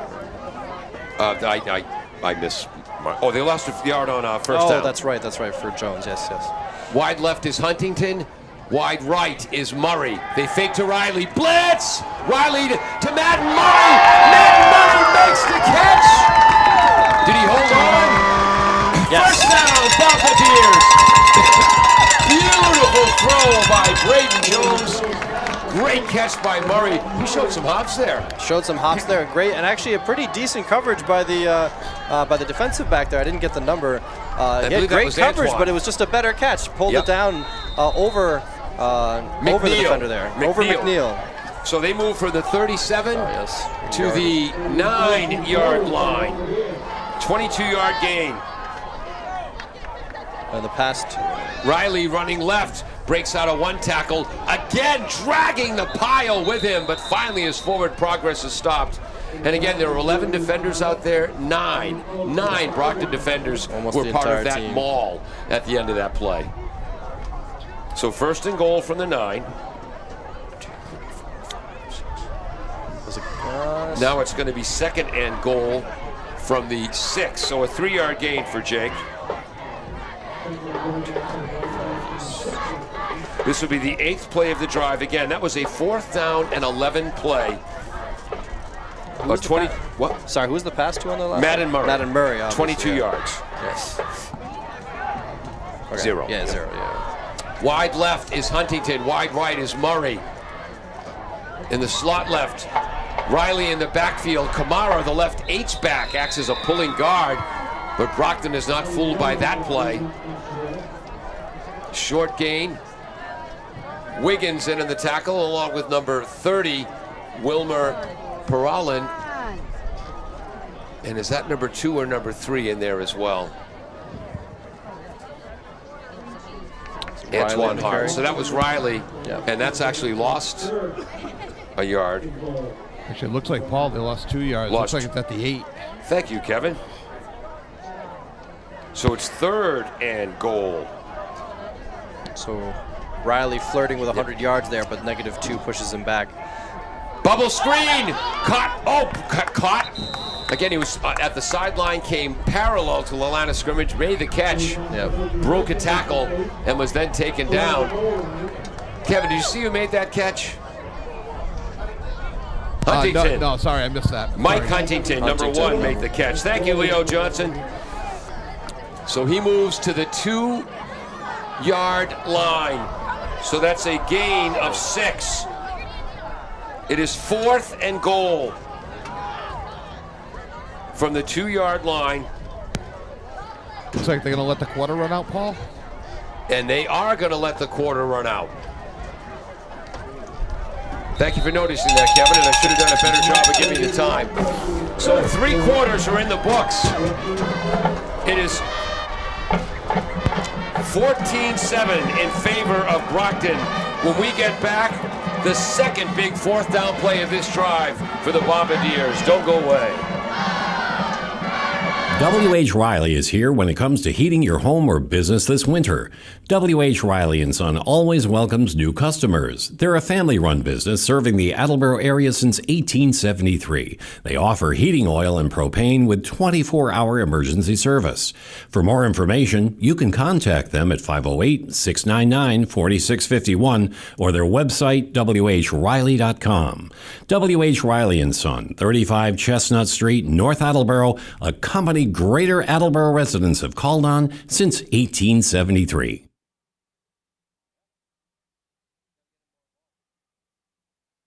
Welcome back to AACS 15 Sports, 1320 WARA Radio.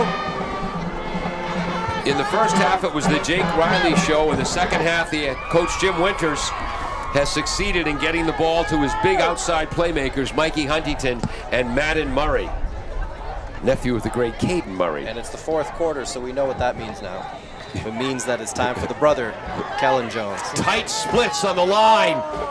Murray's hitting the back, Riley hitting the backfield. It's going to be a turnover on downs. Another tackle by Wiggins, the middle linebacker.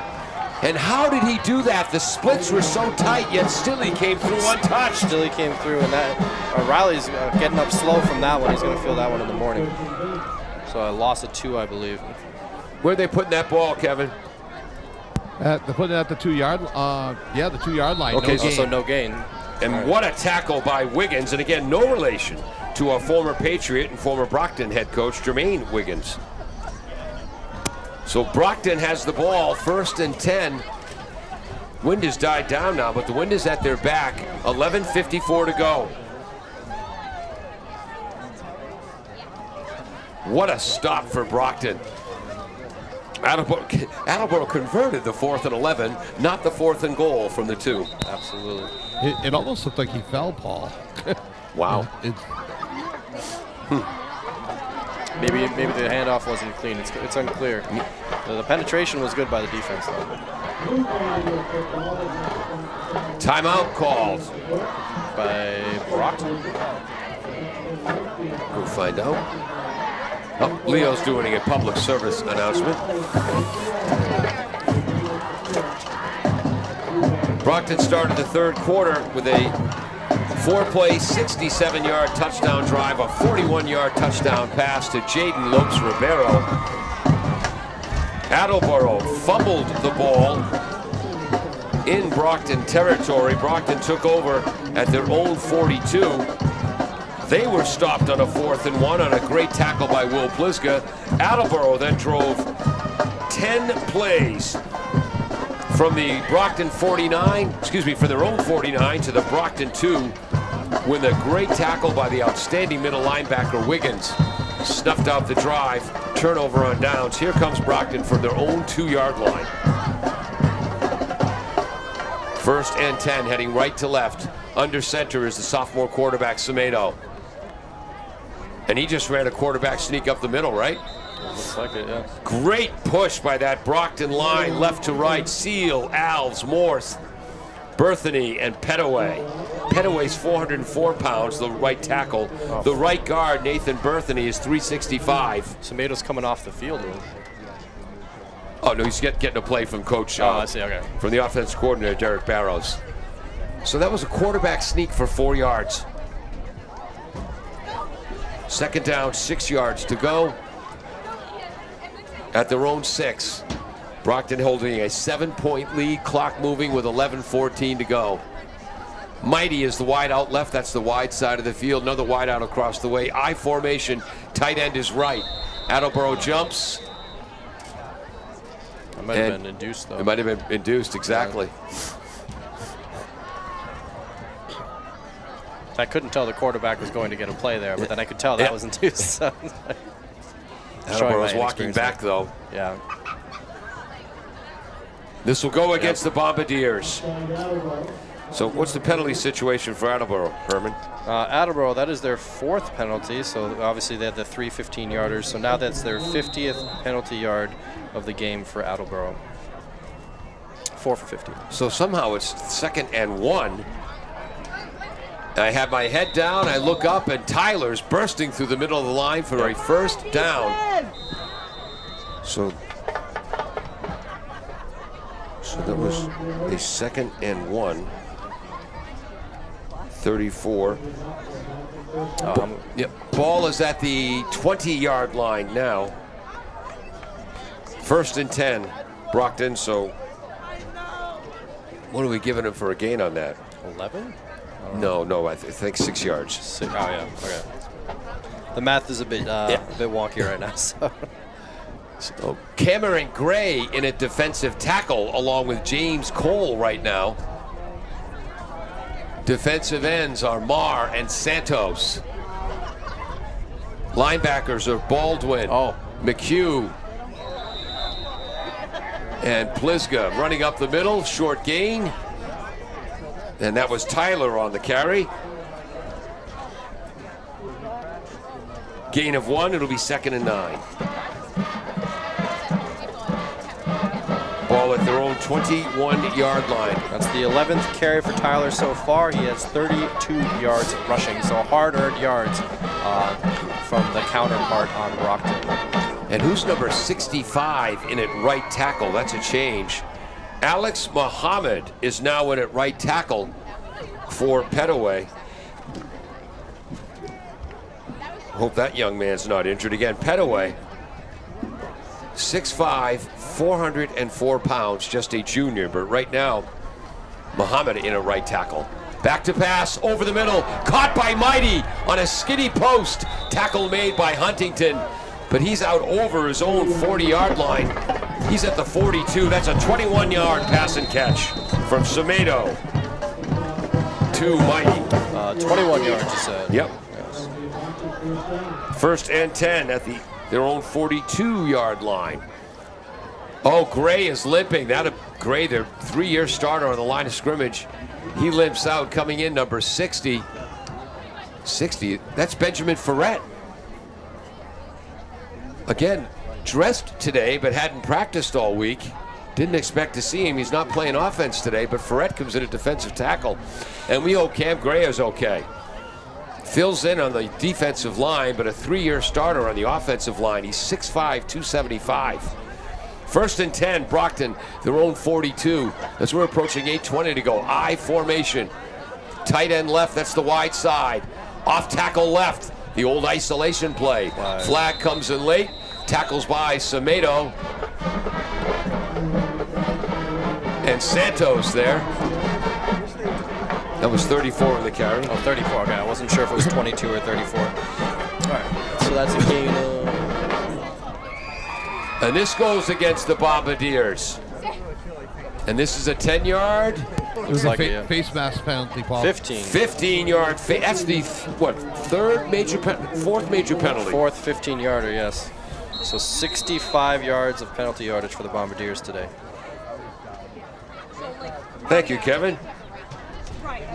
Kevin's watching on the big screen in the studio. I have to rely on my old guy eyes. So 1-yard gain on the carry. 15 yards in the penalty. It's 1st and 10. And they went for their own 42 to the Attleboro 42. Brockton leading 14-7. Clock still moving. 7:45 to go in the game, or in regulation.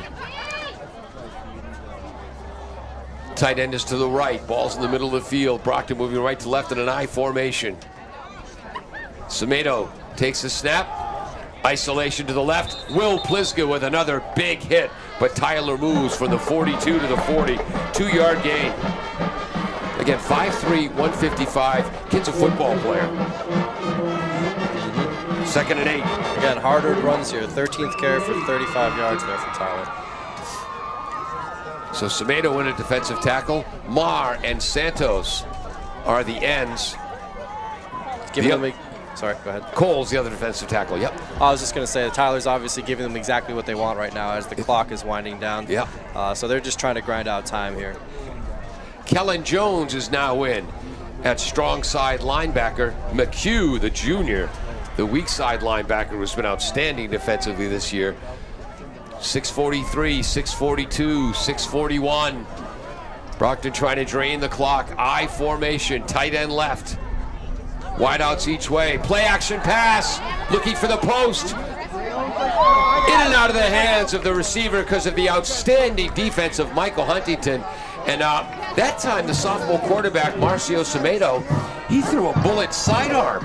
Sidearm there, and he just ended his streak. He had 3 completions in a row, which I believe for the game is the longest. We haven't had more than 2 in a row. So he had 3 in a row going there, but that incompletion ends that streak. Great play by the defensive player there. That stops the clock with 6:27 to go in the game. Big 3rd down and 8. Did you see the coverage on that one or no? Huntington, yeah. So he was blanketing that receiver there, and excellent coverage there by Huntington. Huntington, the free safety. Galvin, the strong safety. Murray is one cornerback. Nico Raphael, the junior, is the other cornerback. I wonder if Josiah Raphael, the freshman returning kicks today, is Nico's brother. Shotgun formation, twins both ways, one back. Back to pass, Semedo, whistle blows the play dead. I don't see any flags. Did someone call a timeout? Timeout, looks like. Brockton called a timeout. I believe that's their second of the half. We'll take a quick break on AACS 15 Sports. Does your back hurt after a long night's sleep? Has your mattress seen better days? Is your current bedroom furniture a mixture of different furniture sets? The Bedding Center, located on Pleasant Street and proud sponsor of this radio station and high school sports, offers a wide array of mattresses along with beds, bedroom furniture, and odd-sized mattresses and box springs. You can reach them online at bedding-center.com or by phone at 508-226-8090.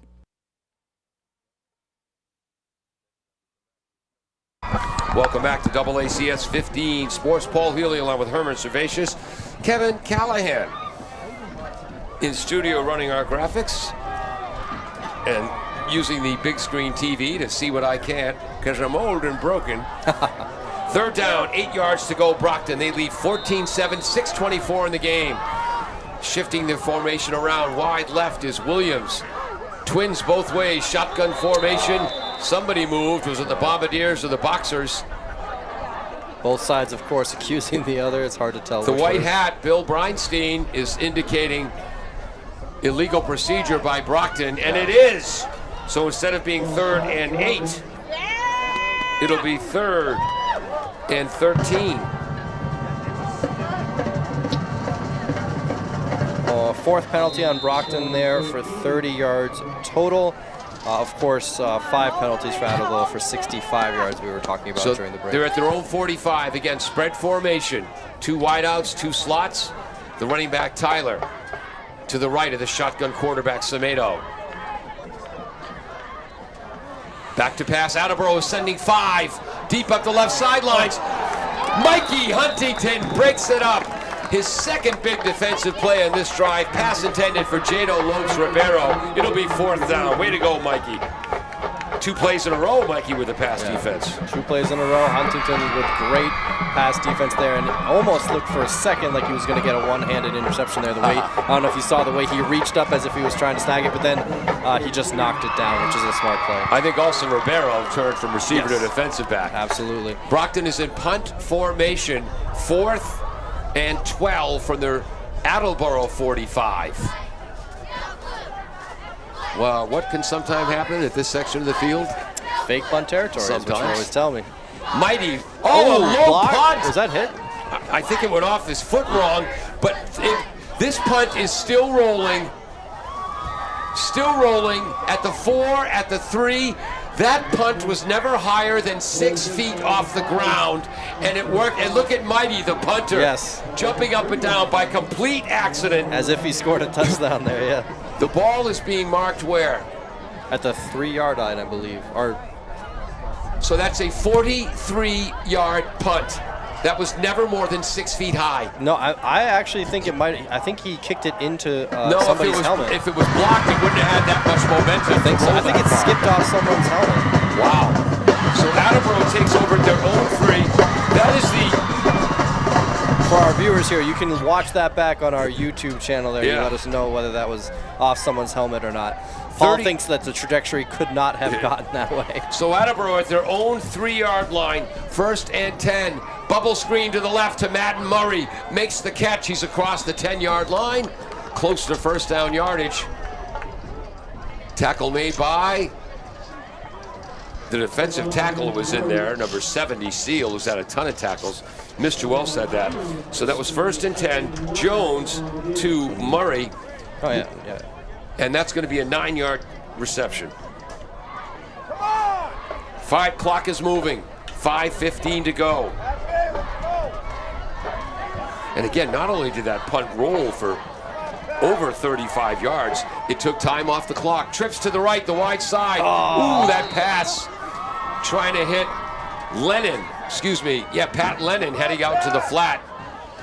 That was a misfire, incomplete. It's 3rd and 1. To you, it looked like he was going 11. I thought he was trying to go there for Murray, but Murray didn't come back for it. It seemed like Murray maybe they weren't on the same page there because Murray ran a go route. And then it looked like again it seemed a little too high for the other receiver. So that might have just been a miscommunication there. Antoine on the coverage. The other quarterback is Drayvon McNeil. 3rd down, 1 yard to go, but Attleboro in shotgun formation. Trips right. And that's caught by Lennon in the flat. It was wide open, so he went back to it. He makes the catch for the 1st down. Tackle made by the outside linebacker, Cologne. And 1st down, Bombardiers. And that is senior Pat Lennon, a 6-foot, 170-pounder, comes off the bench to make the big clutch catch. How many yards on that one? He was at the 12. Now the ball is at the 17. So, yes. Sorry. 5 yards. 5 yards, yes. Right, Kevin? That's correct. 5-yard gain. Trips to the right, that's the short side. Twins left, that's the wide side. Brockton sends 4, blitzing up the middle. Tipped away at the last moment by Jared Mighty, just as the ball was about to fall into the hands of Madden Murray, but a delayed rush up the middle by Akpan. Absolutely, and Jared Mighty there knows how much of a big play that was about to be, with nothing but green grass ahead there for the receiver. But you saw when he tipped it away, he threw his hands up and he was tiptoeing down the sideline as if to say, that was close. Yes. Do you agree, no pass interference on that? Yes, I do. Yeah, He's making a play on the ball. Yep. Kevin trying to stir things up there. All right, appreciate that. Keeping our math in check and keeping the commentary interesting. Trying to see if they have Bennett. For Ferret back at center. Jones up the left sideline. He's open. Galvin makes the catch across midfield. Back from the tackle. Running free down the left. Justin Galvin, an 83-yard touchdown catch. The ball was slightly behind him, Herman. Yeah, slow. He had to come back for that ball, and not only did he have to come back for that ball, then when he got his head up downfield, he still had a defender in his face to beat. Stiff arms him. The defender latched onto him and pulled him, what I thought, to the ground. But no, he kept his feet, put his elbow into his stomach, kept his feet, spun around, and then had nothing. He still had to outrun because all of that took time. Yes. And then they had to. All the other defenders were catching up to him, but he managed to get out of that tackle and then still had the energy to get down to the other end of the field. Extra point is good, it looks like. And with 4:05 to go, we are tied at 14. Extra point. The place kicker was Justin Galvin, the man who scored the touchdown. There you go. 7 points for Justin Galvin on that incredible 83-yard reception there. And I believe his first catch of the game. First catch of the game. It's only his 5th or 6th of the season. I mean, I'm not giving him enough credit there. And also for Jones, it should be noted, number 14, Jones, the quarterback, that doubles his passing yardage for the day. He was at 74 yards passing on 9 completions, 9 completions on 18 attempts for 74 yards, but that 83-yarder more than doubling. So let's see, what does that put us at here? I'm doing my math. 74 plus 83, 157, yes. Thank you to our underwriters, W.H. Riley & Son, Claudino's Auto, Bristol Glass, Falls AC in North Attleboro, and the Betting Center. Attleboro will kick off right to left into the wind, and this is Justin Galvin. Had the 83-yard touchdown Man of the reception. hour, yes. Wow, that's the biggest play of the season for the Bombardiers. Line drive kick into the wind, fielded at his own 17-yard line. Ooh. Big hit. McHugh is in there. I believe that's Kayvon Burke on the return. Number 88 in there for the Bombardiers, Boston Baldwin. I saw his head jerk back there. I'm surprised there was no call for a face back or anything like that. So maybe I might just be seeing things. I think that was a hit. Just a regular, yeah, maybe it was just a clean hit. But a return from his own 17 all the way out to his own 34.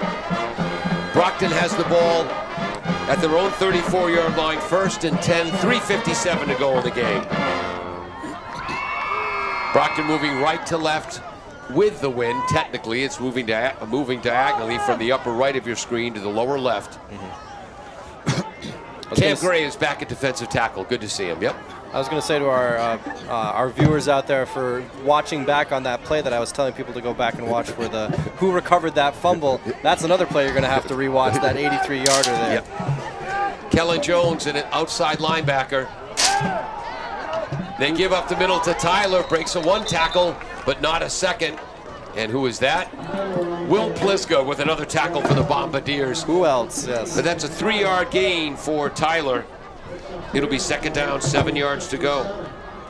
Tyler churning out these yards here. Again, 14 carries, only 38 yards, but all of them hard-earned. And again, keeping that clock rolling in a tie game now.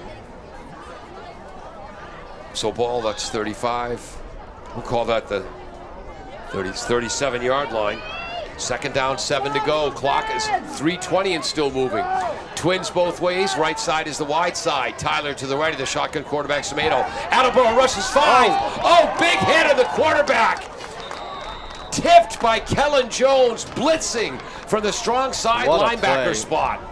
What a play. And that it looked like it almost had a chance there to get intercepted as it went up into the air, but just not enough underneath that errant pass, of course, to get to the linebackers there in the secondary. Strong side linebacker spot. Usually Austin Bissett is there, 3-sport athlete, football, hockey, lacrosse. I think he's going to be a might have been a captain. I think he's going to be a captain this year in hockey. Started there with sophomore Boston Baldwin. Kellen Jones taking over here in this half, and he blitzes from the outside and causes that a completion. 3rd and 7. Clock stopped. 3:08 to go. I may have jinxed it. I had mentioned on the last drive how the quarterback here, Semedo, I was mentioning how he had 3 passes in a row going, and then he had that incompletion. Now he has 3 incompletions in a row.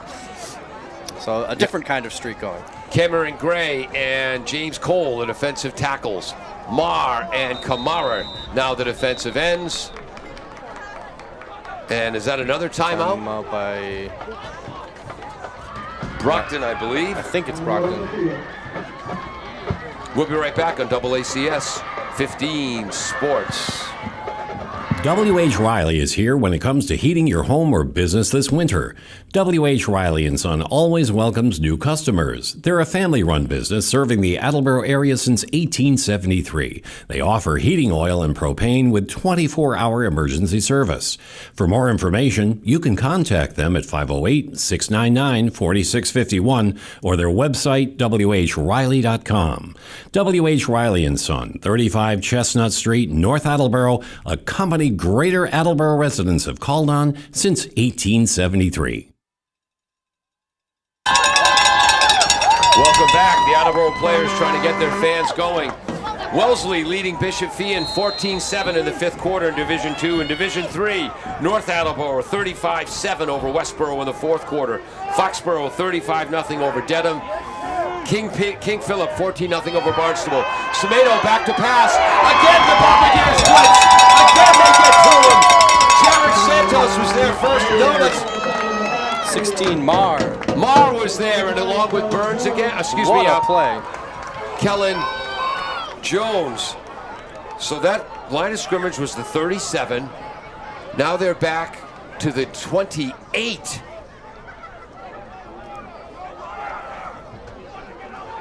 It's a loss of 11? 11 for the quarterback there. No, that's a 9-yard loss. 9-yard loss, thank you. So Kevin keeping us honest with our math here, thank you. So on the sack was Marr and Kellen Jones in there. And 2 other players as well, as Attleboro rushed 5, 2 plays in a row. It's interesting. Yes. When they had the ball, They tried that pass in the flat to Lennon. It didn't work, but he was wide open, Yep. so they went right back to it. Right back to it, just to a different receiver this time. They rushed 5, blitzing Kellen Jones, the strong side linebacker, led to an incompletion, and then Tommy Burns, the defensive coordinator who loves to attack, went right back to it, and that led to the 9-yard sack. Absolutely. 4th down, and we'll call this 16 or 17 yards to go, whatever Kevin has on the screen. We'll go with 17. All righty. At their own Did the team just use a timeout, Paul?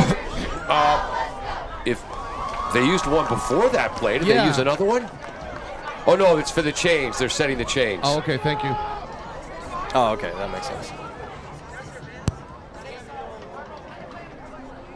So in punt formation, and again, Jared Mighty, last time he punted, he had that 43-yard punt to the Attleboro 3-yard line where the ball never got higher than 6 feet off the ground. Didn't make much of a difference, though, because, of course, Attleboro going down to score. Yeah. Still plenty of time left in this game. A little under 3 minutes to go, and momentum clearly going Attleboro's way right now. By the way, that was a 5-play, 97-yard drive for Attleboro to tie it up. So we're tied at 14, 2:54 to go. Brockton in punt formation. Murray is back deep for the Bombardiers along with, I assume Huntington, but I can't tell. I think it is. And what is this delay about? I think they're having problems with the game clock. It Yeah, was they at 2:54, now it's at 3:01. Okay. Yeah, they reset it. Methuselah's on the game clock. Here's the punt. A snap to Mighty. Rushing. Oh, nearly blocking. Did he tip that? I don't know.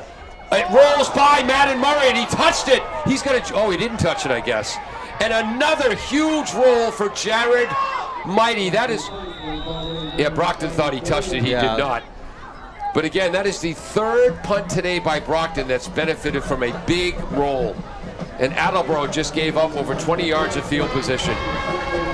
Yep. Haven't done a great job of fielding punts today, although they have been unorthodox punts. Well, I haven't been doing a good job of seeing whether it's tipped or not. At first I thought it was off the helmet. I thought he got a hand on that one. So Attleboro's going to take over at their own, oh my gosh, 18-yard line. Just how they like it. So let me see. 28. So that's 22 plus 32. That was a 54-yard punt. 1st and 10 Bombardiers. Back to pass the sophomore Braden Jones. Madden Murray makes the catch across the 30. Cuts up the right sideline. Pushed out near midfield. Tackled A by number 12, Antoine. What a great throw and catch. Jones to Madden Murray. From his 18 to the 46.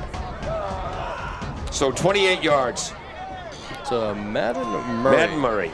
You said 28 yards? Yep, and his nephew, who's just his uncle, Caden Murray, 3-year starter for the Bombardiers.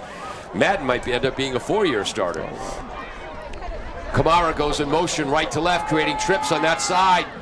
Jones looks right. Oh, he had him. Looks left, throws right over the head of Madden Murray.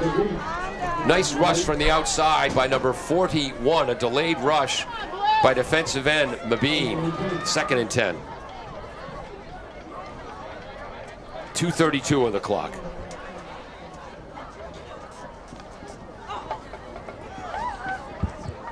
I'm trying to see if... Yeah, Ben Ferret is back in at center. Pass to the bubble screen to Murray on the right. Bounces off one hit, spins upfield. Close to 1st down yardage. Tackle eventually made by number 36. Jalen Jackson, the defensive tackle, getting back into play after he bounced off an earlier tackle attempt. 1st down.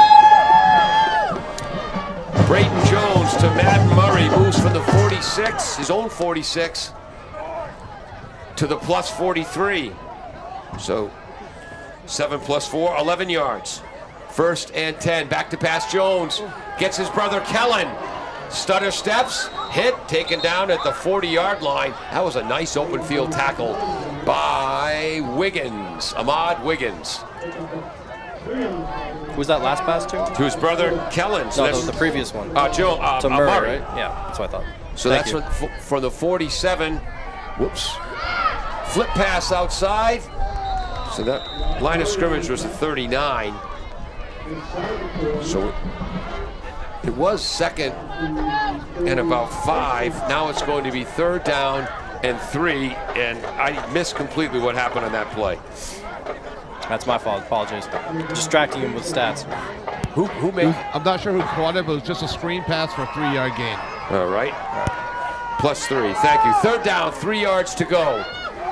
Attleboro at the 36-yard line of the Boxers. We're tied at 14. 1:10 left and the clock moving. Jones fakes the give to Riley. Quarterback draw fooled nobody on the Boxers. He is stopped. 4 players there. First hit by defensive tackle Jalen Jackson. It's going to be 4th and 4. Loss of a yard. Clock is 59 seconds to go. Timeout Attleboro. We'll keep it right here. Timeout out. It'll be 4th and 4. Attleboro for the 37 of the Boxers. Tied at 14.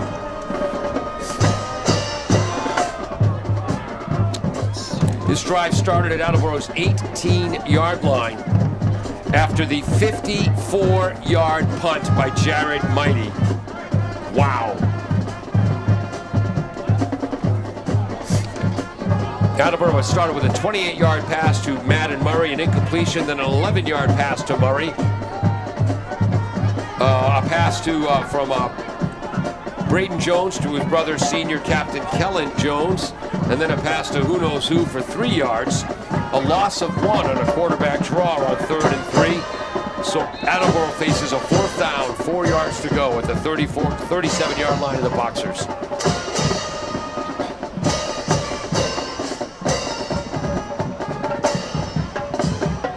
So 65.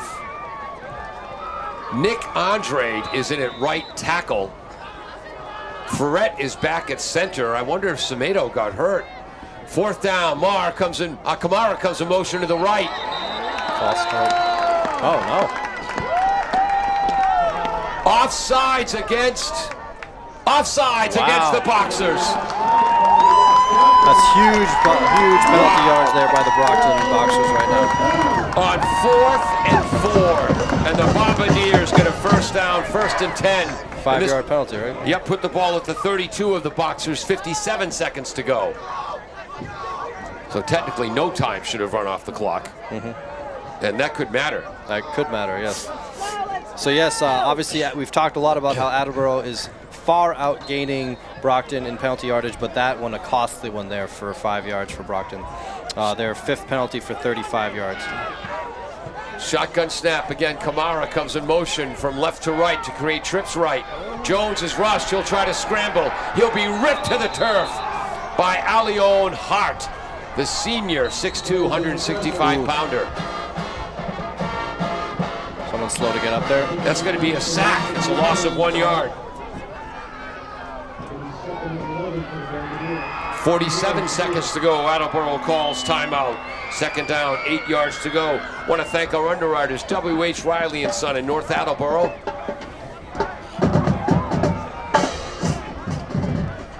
Been around since 1874 for all your heating and cooling needs. Claudino's Auto Body in Attleboro. Bristol Glass on North Main Street. Falls AC in North Attleboro. Not a bad place to stop by Thanksgiving morning. When you're heading over to North High. And one more, the betting center. Yep. I just wanted to point out that it's unusual. Jones currently has exactly, if our math is correct, which is a very big if, Jones has exactly 200 yards passing. Oh, it's 14 2nd and completions 11. on 25 attempts. 2nd and 11, not 2nd and 8. Thank you, Kevin. Kevin, you could have said it on the air. So King Philip and a Barnstable, 14-0. Here we go, 2nd and 11, Bombardiers, 47 ticks on the clock. Kamara comes in motion, trips right, that's the wide side. They're going deep to Jones, it's intercepted. Played beautifully. Trying to get that number, finally taken down. That interception goes to number 6, Jared Mighty. Jared Mighty making his name and presence felt throughout this game. none better than that timely interception right there, right when the Attleboro had all the momentum going in their favor. Mighty comes up with a big interception to keep this one tied. Only 36 seconds left in this game, or in this quarter, I should say. Mighty came in with 11 receptions on the season for 115 yards. 805 total yards, including kick returns and the like. 50 tackles on the season. He's also their very effective punter. And as we mentioned earlier, launders the uniforms. Yes, and a mighty good football player, says Leo Johnson, our PA announcer. 36 seconds to go. Brockton has the ball back, and we might be headed to overtime. 1st and 10. Looks like they're at their own 14-yard line. Semedo, the sophomore quarterback, heavily rushed, gets away from it, but Jones gets in the second time, the Kellen variety. Slipped out of the attempt once. Boy, they have been blitzing that strong side linebacker Jones these last few possessions, and it's working. Loss of 3.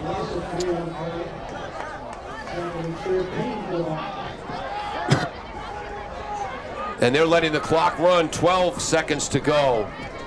As they're back at their own 11. What happened there? Cameron Gray just kind of fell forward. No, he spiked the ball to stop the clock. Oh, for 5 thank you. seconds. So incompletion. All right. So that was 2nd and 10. So now it'll be 3rd and 10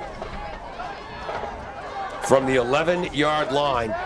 Okay, 5 seconds to go. Here's where you got to watch out for the hook and ladder, or hook and lateral. Some trickery is definitely afoot, or they just want to have a little bit of extra time to take a knee here. Marr and Santos, the defensive ends. Cam Gray and Cole, the defensive tackles. Plisga, Kellen, how did I forget his last name suddenly? Jones and McHugh, the linebackers. Cornerbacks are Raphael, the Nico variety, and Murray. Justin Galvin, who tied this game with that 83-yard touchdown reception in his PAT. And Huntington, the safeties. Back to pass. Semedo scrambling left. Throws. Nice catch on the sideline. Look at that. Who's that coach in the green hat? He used to play a little. And Semedo, again, enough time went by where the clock runs out. We are heading to overtime. Attleboro started the season with a heartbreaking 22-20 overtime loss to Old Rochester, who's playing Norton tonight in the Division 5 playoffs. And now we'll head to OT. We'll take a break on AACS 15 Sports. Bristol Glass, 110 North Main Street in Attleboro, has supported local high school sports for many years. Bristol Glass has been chosen for glass replacement projects for home and business for over 60 years. From shower doors to auto glass and mirror replacement, Bristol Glass is ready to do the job. They accept most insurance plans and serve several communities around the Attleboro area. They're open weekdays from 8 a.m. to 4:30 p.m. You can contact them at 508-222-5810 and on the web at bristolglass.com. Welcome back to AACS 15 Sports. Kevin just asked us how many timeouts do teams get in overtime. We talked to the timekeeper here, who's part of the officiating crew. In college, it's 2 timeouts in overtime. In high school, it is 1 per overtime period. But again, in college, you start at the 25. In high school, you start at the 10. That's it. Each team with a possession from the 10-yard line. And again, what I'm benevolence are, you know how we handle overtime? How do we handle overtime? We just keep playing. What a reasonable idea, Paul. We just I agree with that. keep playing. So if a team ties it up on the last play of the game, the clock runs out, you kick off to the other team, we just keep playing. So the fourth quarter is a minimum of 12 minutes in high school. College and pros a minimum of 15. Kellen Jones, the captain representing Attleboro. Jaden Lopez Ribeiro representing Brockton. I think Attleboro won the toss. Paul, do you have any outside scores? Hold on here. 14-7 Wellesley over Feehan in the fourth quarter. North Attleboro 42-7 over my beloved Westboro Rangers, who went into that game without their 3-year starter at quarterback. Foxborough in Division 5 35-0 over the Dedham Marauders. King Philip at halftime was ahead of Barnstable 14-0. And it looks like they're going to play at the right end of the field.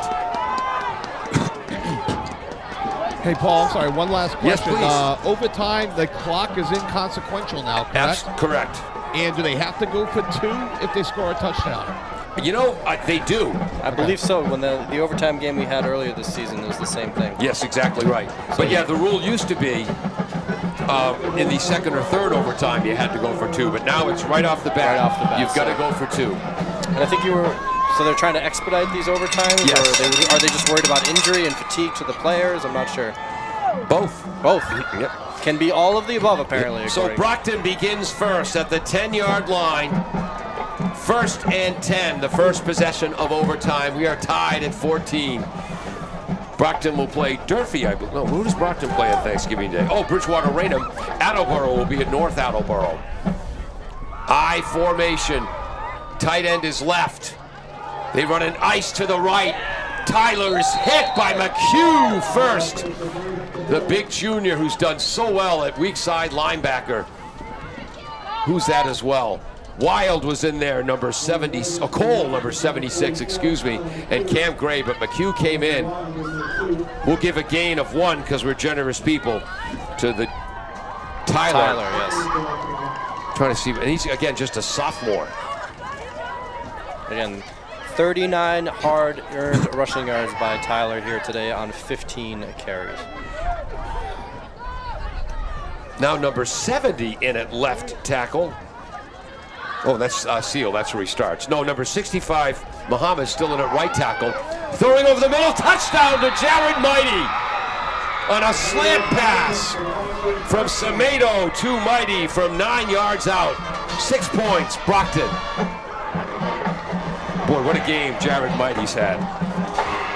They lead 20-14 now in overtime, and they've got to go for 2.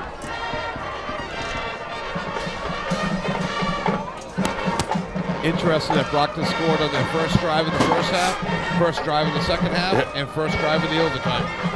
Great oversight there. I like that, Kevin. Great insight. Insight, yes. Inside, outside, Oversight, underside, whatever it is, yes. That reminds me of the time in college I forgot to do something. Dave Green called me Only on it. once in college. That's Yes. not bad, actually, Well, no, for a lot. college career. I said, sorry, Dave, it was an oversight. Dave Green said, yeah, it was an oversight. You know why it was an oversight? Because you're stupid. That's why it was an oversight. Straightforward. 2-point conversion.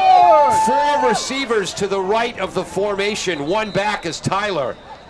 Timeout. Offensive coordinator Derek Barrows, who played at Cardinal Spellman in Plymouth State, doesn't like what he sees. Brockton uses their first and only timeout of overtime. So ready, conversion attempt. Brockton calls a timeout. Clock says 11:05. I don't know why they're running the clock.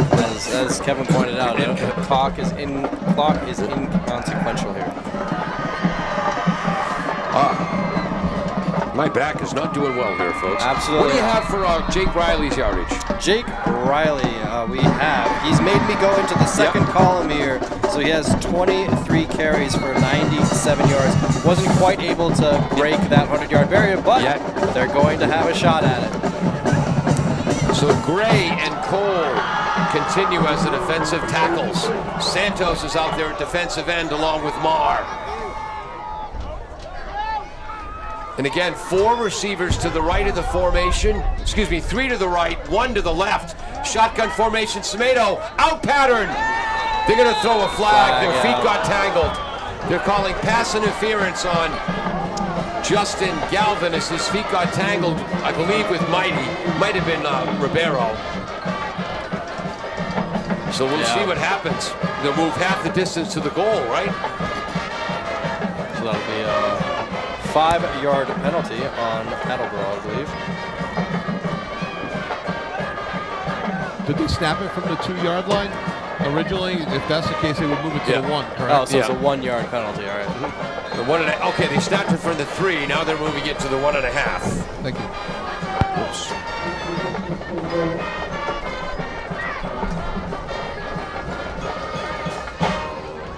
So now at the 1.5-yard line in this conversion attempt. 3 receivers to the right. Wide out to the left is Williams. Going straight up the middle. Ball is loose! No good! Just like against Milford when Attleboro caused a fumble. 1 yard from their end zone, the conversion fails. So that'd be no gain on the quarterback there Exactly. for Semedo. So it is 20-14. Attleboro will now have their turn to score from 10 yards out, and then they'll be a 2-point conversion away. We have a final. The Wellesley Raiders have knocked Bishop Fian out of the D2 playoffs, 14-7. North Attleboro has beat my beloved Westboro 42-7. 1st and 10. They give to Riley running right, outside, cuts back inside, still moving the pile. Tough run by Jake Riley on 1st and 10. Again, that's the case of Jake Riley seeing the holes and seeing what's in front of him. Absolutely. Very patient running today by Riley, paying off so far here. Let's Wow. see what the yardage is on that He's one. just inside the 5. So technically, in stat speak, that's a 6-yard run. We'll give him 6 yards. Even though it's only 5.5, you got to use whole numbers in stats. And as I was mentioning before, he was just under 100. He's now at 103 rushing yards on the day. Delay, they give to Riley left, comes back right, running behind Cam Gray. Bombardiers! Jake Riley, 10 yards on 2 carries, they're tied at 20.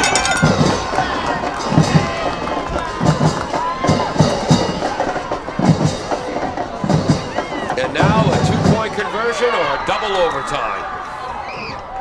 How about that offensive line for the Bombardiers? Number 65's out there. Nick Andre, a 5'11", 185-pound junior at right tackle. Does that mean Noah Williams is hurt?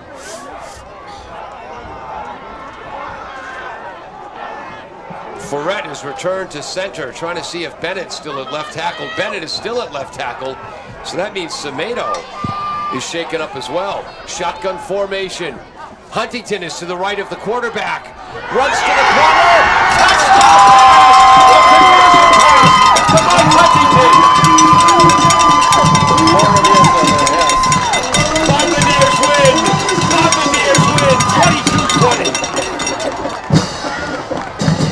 Michael Huntington's first appearance in the backfield all day ran a quick slant from the right halfback spot to the right corner, and the Bombardiers win 22-20.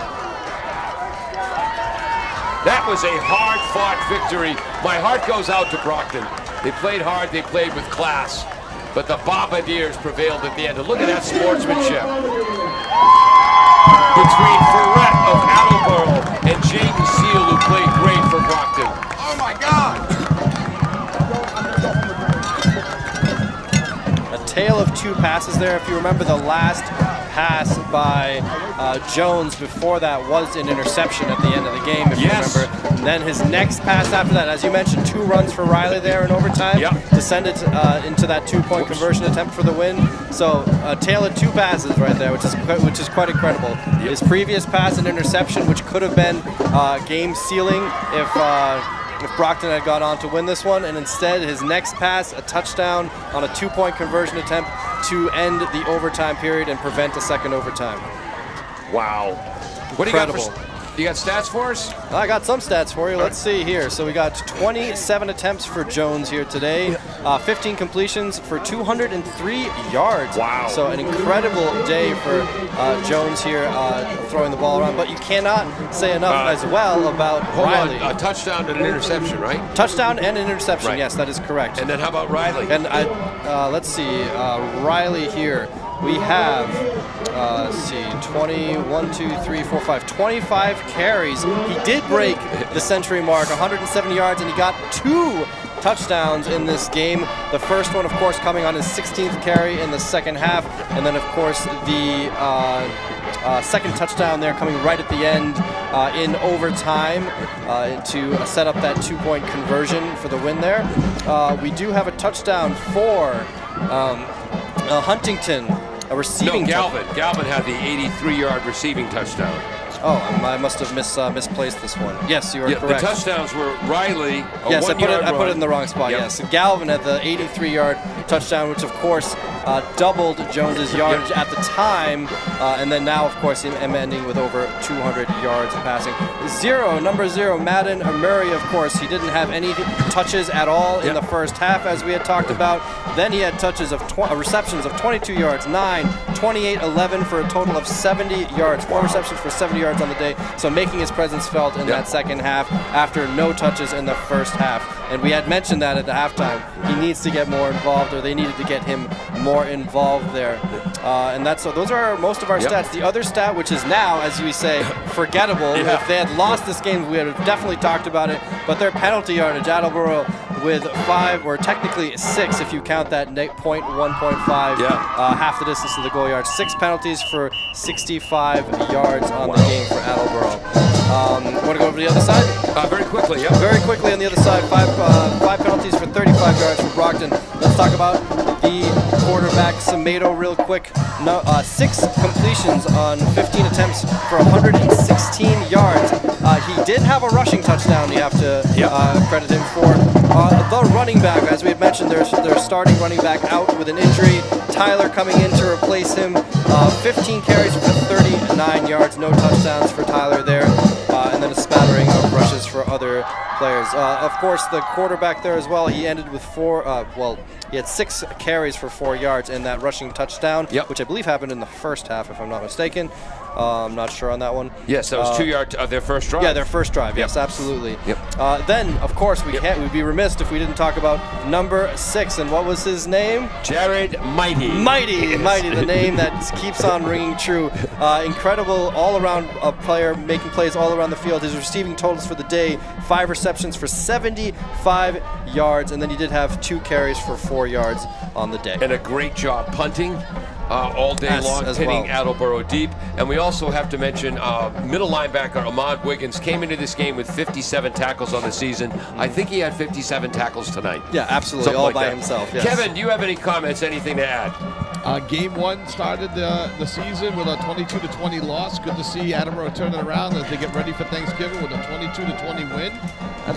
I wish you guys luck on the Thanksgiving game, Paul. And don't forget, North Attleboro likes to change their quarterbacks once in a while on Thanksgiving. So keep an eye on that. Inside joke there.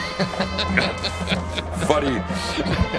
Yes, the year Tyler DiMatteo, as a freshman, won the offensive MVP, and my brother Michael and I didn't even know he was in the game. That's a long story. We'll long story for another time, yes. Brockton scored first on their first drive, 5 plays, 30 yards, a 2-yard quarterback sneak by Semedo, the quarterback. Hold on here. Sorry. Marcio Semedo, the big play, an 18-yard run and a fullback trap by Flaherty.